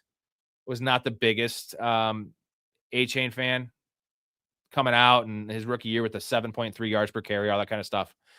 But yeah, give me JT in half and give me A-Chain in full. But we have to see in the future just what they're going to do, what kind of moves they're going to make, if they bring in another wide receiver, if they fortify that offensive line a little bit, because the Dolphins are going to be terrible. Like, I don't care if Malik Willis plays amazing. That roster is, I think, outside of the Cardinals and Jets are the two worst rosters. And then you have the Dolphins. But you know what? If the Jets bring in someone competent at quarterback, I think I like the Jets roster more than the Dolphins taking away the quarterback position, because Garrett Wilson's a stud. I think they have some weapons on offense, and they're going to have to fix a defense. Like Aaron Glenn, punching bag joke. He's awful, but at least he does know defense, and it didn't appear like that last year, but he knows defense. He does. He might be gay, though. Your hands are what makes it possible. Your shoulder pads are hard and stiff. Your hands are tender, and they can move and caress the ball. that's kind of gay, but hey. If you guys didn't see Aaron Glenn sleeping at the combine, here you go. Daniel Jeremiah's top 50 prospects as Aaron Glenn looks on for the Jets. Fernando Mendoza 1. Jeremiah Love, who we'll also see on Saturday here on NFL Network, the running back from Notre Dame 2. Pretty funny. What'd you guys do if I was just sleeping after a clip, you know? Like, I think he'd probably tune out. He's a head coach of a fucking football team, and not any team, a New York team. Cam absolutely had an all-time season with a current Raiders offense. That's exactly what it was. It might be worse because this current Raiders offense has Brock Bowers and Ashton Genty. So but Cam was one of those guys. This is kind of what I was saying about Malik Willis. Cam was one of those guys that doesn't need weapons because he's so dynamic. It was so dynamic. And I feel like Malik Willis is not that dynamic, but he can succeed with less because he's going to underutilize his pass catchers anyway, because he spreads the ball around. He's just not a polished passer. I don't care what the stats say in his 5 games he started with the Packers. He's fine. I love Malik Willis coming out of college, Marshall or what fucking college was it? It was a small ass school. I liked him, but it's fine. I'm glad he didn't get $30 million a year. I wouldn't have liked it there. 3 years, $67 million isn't terrible. And I think with guaranteed money, they can get out of it after 1 year without a big cap hit. And thank God for that, because they are paying for Tua. That $50 million cap hit this year is, you know what? This is the problem with these. Liberty is the college. Thank you. I also love Malik Willis's pro day. Go watch his throwing at the pro day. His pro day. It was unreal. But again, so was Zach Wilson. So that doesn't always mean anything or everything. RG3 needed his legs too much to be a good quarterback. His knee injury should have not affected his ability to throw the football. Yeah, but when you're like that, I mean, look at Lamar last year. Like, Lamar is such a better passer and player than RG3, but his passing, you can't say it was him regressing as a player, because when he was healthy, the first 3-4 games of the year, he was passing at the same crazy efficiency numbers, right? And then, like, once he came back from that injury, when they lose a step, it hurts their base. They lose confidence, and that's what happened with Lamar last year. And RG3 had a devastating knee injury. The fact that he already fucking had it, I want to say it was a partially torn or something. Maybe it was an MCL, and then he tore his ACL after that in the same year. Like, that was a devastating knee injury. The Commanders, at that point, I think they might have been the Redskins, whatever they were, idiots, bad franchise, and they ruined him to try to win a playoff game. They were never winning the Super Bowl that year. He was already hurt going into the game. So just mismanaging your assets, that they should have all been fired right there for that. Was Wan'Dale worth all that money? I don't think so, man. Wan'Dale's fine. Blake was in here saying he's one of the best slot receivers in the NFL. That's fine. That's all good, but slot receivers don't deserve that kind of money because they are replaceable. They don't play generally now with all the 12 personnel and 13 personnel play. They don't play every snap. Wan'Dale's fine. You know, I feel like he got kind of, scammed in. He scammed his way to those numbers, right? With Malik Neighbors getting hurt last year, and the year before was just like 80 catches for like 700, maybe it was 100 catches, whatever it was like 800 yards. It was like 7 or 8 yards a catch. That's tight end stuff. So I like Wan'Dale. He's a reliable player. I think their thinking there is they need someone consistent, and they don't have that. Io Manor, Chimere DK, Calvin Ridley, you don't know what you're going to get there. You don't have anyone in the tight end room. And you need someone that's going to be reliable for Cam Ward. So it was more of just like, let's give Cam Ward someone that he can trust. And it's about the growth of Cam Ward. But I am not paying, was it 4 years, $78 million, if I'm correct? That's insane to me. I would like the fact he got more money than Mike Evans, right? Is that more money than Mike Evans? That's about the same money that Mike Evans made. That's more money than Rashid Shaheed. Like, I know they're different kinds of players, but I feel like him and Shaheed should make the same money. That's where I would be at. Hatcher, that's a really bad look for him to be sleeping. I actually saw that live, and I had a double take, and I didn't think he was sleeping just because I assumed he wasn't, because there was defensive lineman running the 40, and he's a defensive coach, and they did revamp this entire defense, and it was an embarrassment last year. Like, maybe don't sleep when there's a chance the camera's on you. That's worse than getting caught picking your nose. Like, you know, Trevor Lawrence, by the way, has been caught picking his nose like 10 times. But at least then sometimes you got to pick it, you know, like you never have to nap when you're working. That's just insane. I don't think I've ever slept on the job, and I was in the golf industry. I was up at 5 a.m. for work so many nights. When I was younger, I was going on no sleep on a bunch of those shifts. Never fell asleep, man. And that's just insane. Dean, 2027 #1 pick. Team needs quarterback and wide receiver. Arch Manning or Jeremiah Smith? It's the quarterback. It has to be the quarterback. I think that Jeremiah Smith's safer. Like, that's the, it's the old, like, Calvin Johnson should have gone #1 that year he was drafted. And this is Jeremiah Smith, seems to be that level of player, maybe even more polished, not quite the athletic monster, but he is actually huge. Like, he's more of a Julio Jones type, I think. I don't know too much about Jeremiah Smith. I've watched him play. I haven't watched, like, dove into his film because I know he wasn't coming out until next year. I feel like he would be a #1 pick. Wide receivers, we talked about this a week ago on the show. Keyshawn Johnson, I think, was the last #1 pick at receiver. That was like 99. So it just doesn't happen. And with it being an potential all-time quarterback class, like, he won't go #1, but which is going to be a steal for whoever gets him, because he might go 3, 4, 5, something like that, like the Marvin Harrison range. And he seems like a much more of a can't miss. Yeah, you know what? He can't win no matter what. Aaron Glenn is just, he's not long for that job. That was a bad hire from the start. Like, that Detroit defense, I know they were really hurt that year, the last year, but like the last game he coached with Detroit as a coordinator, the D coordinator, they gave up 45 points to the Commanders at home in the playoffs. That's all. I don't care who you have. Like, Robert Saleh was coaching with bums on San Francisco last year on that defense. They lost their two best players. Bosa and Warner both were missing the majority of the year, and their secondary was bad. They had no pass rush, and they were still a formidable defensive team. Take away that Seattle game in the playoff, but they were fine. I mean, and Robert Saleh is a very good defensive coordinator. Aaron Glenn's not. And they're both bad head coaches. That's the point. Like, but at least I know Robert Saleh is an amazing coordinator. I think Lamar had like 14 TDs and 1 interception to start the season. Yeah, he was looking like the same old Lamar. The numbers were better than the eye test, though, but it was still the same Lamar. And then you saw the difference. Coming back, it was just missing throws, really having happy feet, where you've seen Lamar's fundamentals. Like, so there's no way he regressed fundamentally for no reason. It was the injury. It has to be the injury. And I think Lamar is a good buy low in fantasy. Unfortunately, it's not really a buy low because he's still going super high. It's because it's Lamar Jackson, and there's really a fall off after Josh Allen. I mean, Drake May, like, he could regress. Their defense could be better, and he doesn't have to have the same. He's not going to have the same passing season. I think the upside with Drake May is he only had 4 or 5 rushing touchdowns. Like, I could see him having 6 or 7, maybe 8.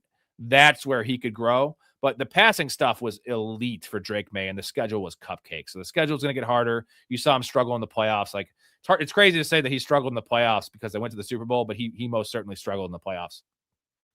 Even the game against Houston, he had so many opportunities. They kept on getting the ball back.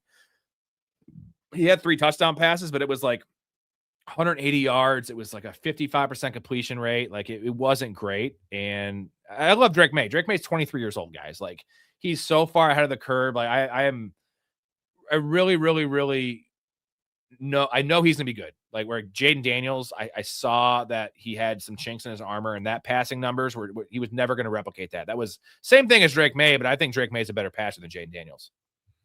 Nick O, what's going on, man? As a Panther fan, love Cam Newton, the player. He gave us our best season ever and laid his body on the line. 100%. The Super Bowl was just a bad look. Not recovering that fumble, not jumping on that fumble. And he said he made a business decision when that's the only business decision he ever made. That was just bad timing, bad optics. And I think he had given up in that game just because he was getting no help. But he had no help all year, and he really powered through. So, yeah, dude, Cam Newton, again, loved him in fantasy too. I was ahead of that. I was drafting Cam Newton those first couple of years. I had him a lot the MVP year. That was, you were not losing. That was like Todd Gurley those 2 years. That was Tom Brady for the 55 touchdown. Or the 50 touchdown year, Peyton Manning, the 55 touchdown year. It was one of those where it was just, he was getting 35 points a game. Yeah, people love Cam. I mean, the Superman, dude, he was a super likable player, charismatic. Teammates loved him. It's just that the optics of the fumble, man, it's just, it sucks that one play can haunt you. And like, you can get essentially, I'm not saying that his whole career comes down to that play, but like, he will be remembered for that fumble as much as he'll be remembered for the shit he did that was awesome. Like, that's just because that's just a big moment. It was, everyone saw it, and it was just such a bitch move. Sonny Styles had a great combine, but everyone's saying it's the best ever by a defensive player. I forget about Javon Curse's combine. Javon Curse was a freak, but Sonny Styles, he's seen, dude, there's the defensive talent. Like, it's weird that the offensive talent in this draft is not great. Quarterbacks are rough. Running backs not really great outside of Jeremiah Love. No elite players. Wide receiver, I have questions with all three of those top guys. And after that, it's depth, right? I think 4 through 14 for wide receivers all are pretty good. I just don't know what order they're going to go in. Like, they could go second round to fourth round, any of those guys in that little chunk. The top three guys, again, I'm not a Tate guy at all. Lemon, diving into Lemon more. I'm a little bit concerned with Lemon. And then Tyson's medicals, man, like not doing anything in the combine, all the injuries. I still like Tyson the most as a player, but I am a little worried about drafting a guy that's oft injured like that and coming into the NFL a little dinged up. It's not like he has an ACL or anything. I could see him being a guy that's like a Ricky Pearsall type that just can't stay on the fucking field.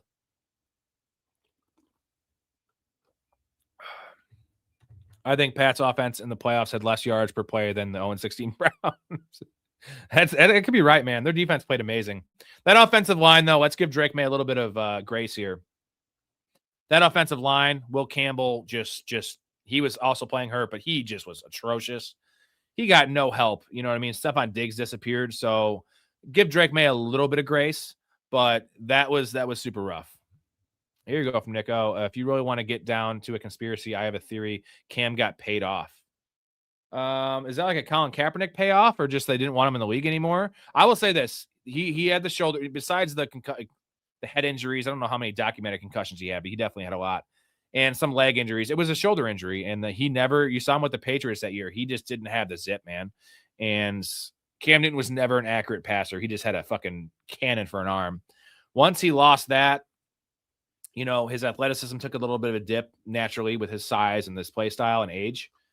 And he wasn't the same. He couldn't play anymore. So I feel like he should have still been in the NFL, right? Like, he should have still been in the NFL, but he was never going to take a backup job. And he's one of those guys you really don't want in your locker room.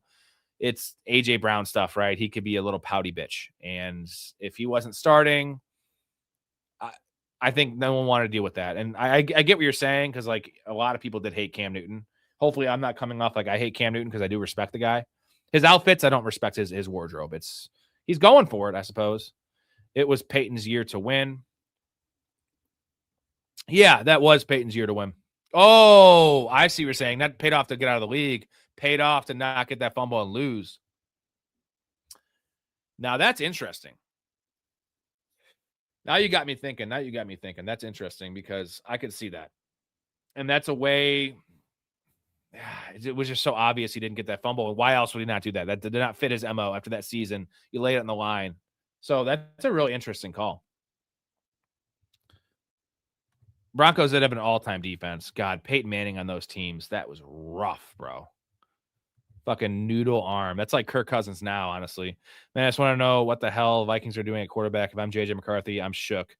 And they're not doing any favors, Hetzer, by like pretty much publicly calling him out. They had the quote saying that they essentially changed the playbook midway through the season and stopped. They stopped throwing to the outside, like outside the numbers, because he couldn't do it. And then now all the links and rumors to bringing other quarterbacks in, it's not a good look. He should be shook anyway from his film and the on-field stuff. But now you have the noise coming in, the pressure. Like, I do feel bad for the kid, and I've been pretty hard on him, but guess what, man? That's life in the NFL. And like, I'm not exactly an authority, so who the fuck cares what I think, besides maybe some of you guys? I don't think JJ McCarthy's watching the show. Maybe he should, but whatever. He's still really young. He's 23 years old. I think he just turned 23. So I'm not saying it's over for him. He's a project. He always was a project. The problem is he's going into year 3 now. And like the NFL, as much as we've seen these reclamation projects come back and hit, right? Sam Darnold, Geno Smith, we've seen these guys hit, Baker Mayfield especially. It's rare, and like it's not going to be the trend, I don't think. And like, that's not what you want for your career. That's not what the Vikings want, because it's most certainly, if it is that, if he's going to be that reclamation project, that's never what the team that drafts you. So I think change of scenery might be huge, but I don't think they want to give up on him yet, because that GM will get fired. Well, we talked about in the show on Saturday, I think maybe the show on Friday, Hetzer, about why they didn't sign Darnold, and it's the GM saving face. If they signed Darnold after that year, which was a fair contract, like they could have afforded it, it's admitting defeat that they were wrong on JJ McCarthy. And not only did they draft JJ McCarthy very high, top 10, I think it was top 10, right around that range, they traded up to do so. So like, that's the Mitch Trubisky thing. It's one thing to make the mistake of passing on Mahomes. That's a whole different story. But taking guy at 2, when you had the 3rd pick, trading up, like that's a mistake. That's a double whammy. So that's the problem. And GMs will always give their guys more chances. They want to be right. They want to prove that they were right. And signing Sam Darnold would have proved they were wrong and given up on JJ McCarthy. And that's the issue. Even though it wasn't because what he did, it would be because what Sam Darnold did. So they could have probably traded JJ McCarthy for like a 2nd round pick. That's what they should have done. But again, these GMs, man, they're human. They have biases. They want to make it same as us, right? If we draft a guy in fantasy high, we value them higher, even if they're sucking. We don't want to trade them for less. We don't want to bench them from our lineups, when in reality, once the draft's over, draft capital goes out the window for us, right? It doesn't even matter. Play the best guy, right? Get what the most value you can for a player. But even I struggle with that in fantasy. So I can't imagine being a GM. I could totally sympathize with that. Correct. If JJ McCarthy was a 2nd or 3rd rounder, we wouldn't be having this conversation. It'd be fine. But it was the draft capital and trading up to get him, and the hype, and the fact he won a national championship, even though he threw like 12 passes in that game. He didn't do anything all year, man. That was Blake Corum and that defense, right? Like Colson Loveland was on that team. Like that was a stacked ass team. So it wasn't JJ McCarthy. They won with JJ McCarthy. They did not win because of JJ McCarthy. Kyler could end up in Minnesota, possibly a top quarterback fantasy option under McConnell. Jake, Kyler will end up in Minnesota, because it's pretty much, we were talking about this earlier, it's Minnesota. It's going to be Minnesota, the Jets, which he won't want to go to the Jets because he's trying to resurrect his career and put some good film out there and, play in a good situation under a good coordinator. That's all these guys, these reclamation projects have all had that in common, right? It's Kyle Shanahan with the Mac Jones thing we saw this year. It's Kyle Shanahan, not even starting, just being in that building. It's Sean McVay, Kyle Shanahan, guys, coaches like that. That's what it takes to learn, right? Learn the right way, because these guys have learned the wrong way. Kyler, to defend the guy a little bit, Cliff Kingsbury was okay. He was there the first 2 years, I think, of his career, and he's a good offensive mind, but he's not Sean McVay. And then after that, it's been bums. Drew Petzing, like, what are we doing? So it's not all Kyler's fault. It's been a bad situation he's been in.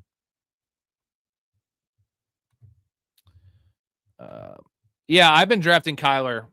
When I started doing the best balls, Dean, I got him at quarterback 25. That's where he was going, which is amazing. And now he's down at quarterback 22. But yeah, the only worry with the Vikings, where the Jets is better because he'd be the starter all year, and he'd definitely start day one. There is a chance that JJ McCarthy fixes some things and beats him out. I would highly doubt that. But that is kind of the Russian roulette we're playing with if he goes to the Vikings. Either he gets benched or doesn't start day one, which I think that's very highly unlikely. I just know with the Jets that would not be a concern. But outside weather, that organization, like that division, that's tougher for Kyler there. So I prefer the Vikings for upside as well, and also just for him to resurrect his career. Johnny Kicknuts, I think the Raiders are done. I mean, hey, you guys are trending up right now. It's gonna take a while, 2 or 3 years. Flacco is gonna he said if he doesn't get a starting job, which he could go to the Jets and be a starter. That's about the only job available. He's just gonna stay in Cincinnati and back up Joe Burrow. Where does Tyreek go? The Giants are a possibility. The Chiefs, I think the Chiefs and Giants would be my top 2. Maybe the Commanders. Patriots could be good. Yeah, Diggs. We got to figure out where Diggs is going. All right, I'll answer a few more questions. I don't think I'm gonna do a draft tonight. We didn't get any subs or any supers, but either way, it's been 3 hours. I've already been on 3 hours, so we are doing a show tomorrow night with Mouth South from Downtown Sports and Mike Storey, talking all day 2 free agency. Still wrapping up some of the stuff from day 1. We didn't get to every single player, but that'll be a good show. That'll be 10 p.m. Central, guys, tomorrow night. That'll be Free Agent Frenzy 2.0. I'll call that one. And Mouth will be on. That's always a good time. So I'll give you guys a second to ask a couple more questions, and then I'm out of here. Good. Tell me everything. Okay. They were both here. They were both inside me. Eduardo was in my mouth, and Luther was in my butt. Oh, my God. No, don't tell me everything. What? No, what? Damn it, Bonnie. Eduardo who? Sanchez. Holy shit. Tell us more. Then Luther went in Eduardo's butt for a while. Tell us less. Tell us less. Then they both completed on each other. I was left out of the finale. Tyler Algier is the RB1 with the Colts, based on money, based on age, based on talent.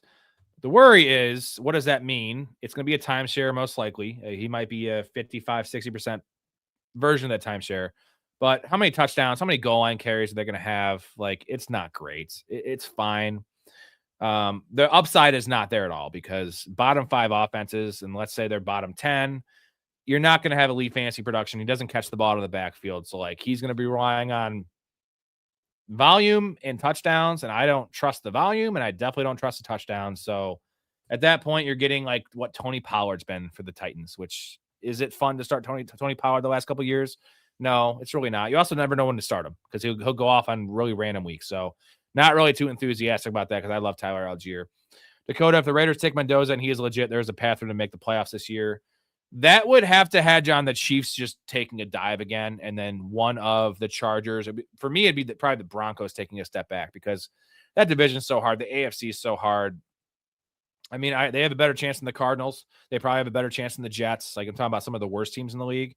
But I think they know they're not doing anything this year. But if Mendoza, comes in and has this, like you say, if he's like, he has to be beyond legit. He has to be elite. If he's elite, and they can make a splash and get another pass catcher for him, and they make some more moves with the rest of their money and have a good draft, I could see it, maybe not playoffs. I could see them being, 7-8 wins, something like that, which would be a huge win in that division, that schedule. They're going to have a relatively easy schedule, 4th place schedule, but that division's so tough, man.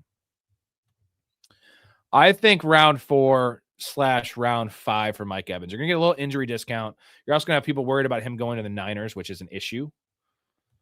I'm out in the Cardinals running back room round, counting Algier. Yeah, Trey Benson, I think in underdog drafts, round 18, if he can go that late, or like the last 2 rounds, I think he could be a guy for the playoff push, the fantasy playoff push. They're going to go with some youth there. Now, I know they just signed Tyler Algier. He's not an old guy. They want to get a look at Trey Benson, and I think James Conner's going to be out of the equation at some point. I wish they just didn't have James Conner.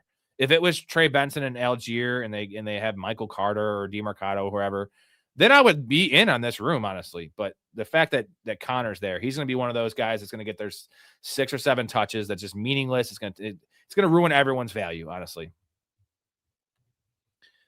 Mike Evans, I think the upside of him, not saying the upside in terms of taking him, but the upside of him going super high round 3 is what we saw with Devontae Adams. It's the touchdown equity, and Mike Evans is a fucking monster at that shit. Tied to Brock Purdy, who is an aggressive quarterback and loves throwing the ball up in those 50-50 end zone balls. Mike Evans can still play. He showed that coming off that collarbone injury. He was the best player on that team, definitely the best receiver in that room the last 3 weeks. He was balling, man. Super competitive guy. And Mike Evans, Hall of Famer, fucking a big boo. Would you rather have him or Chris Godwin, Rob, half PPR?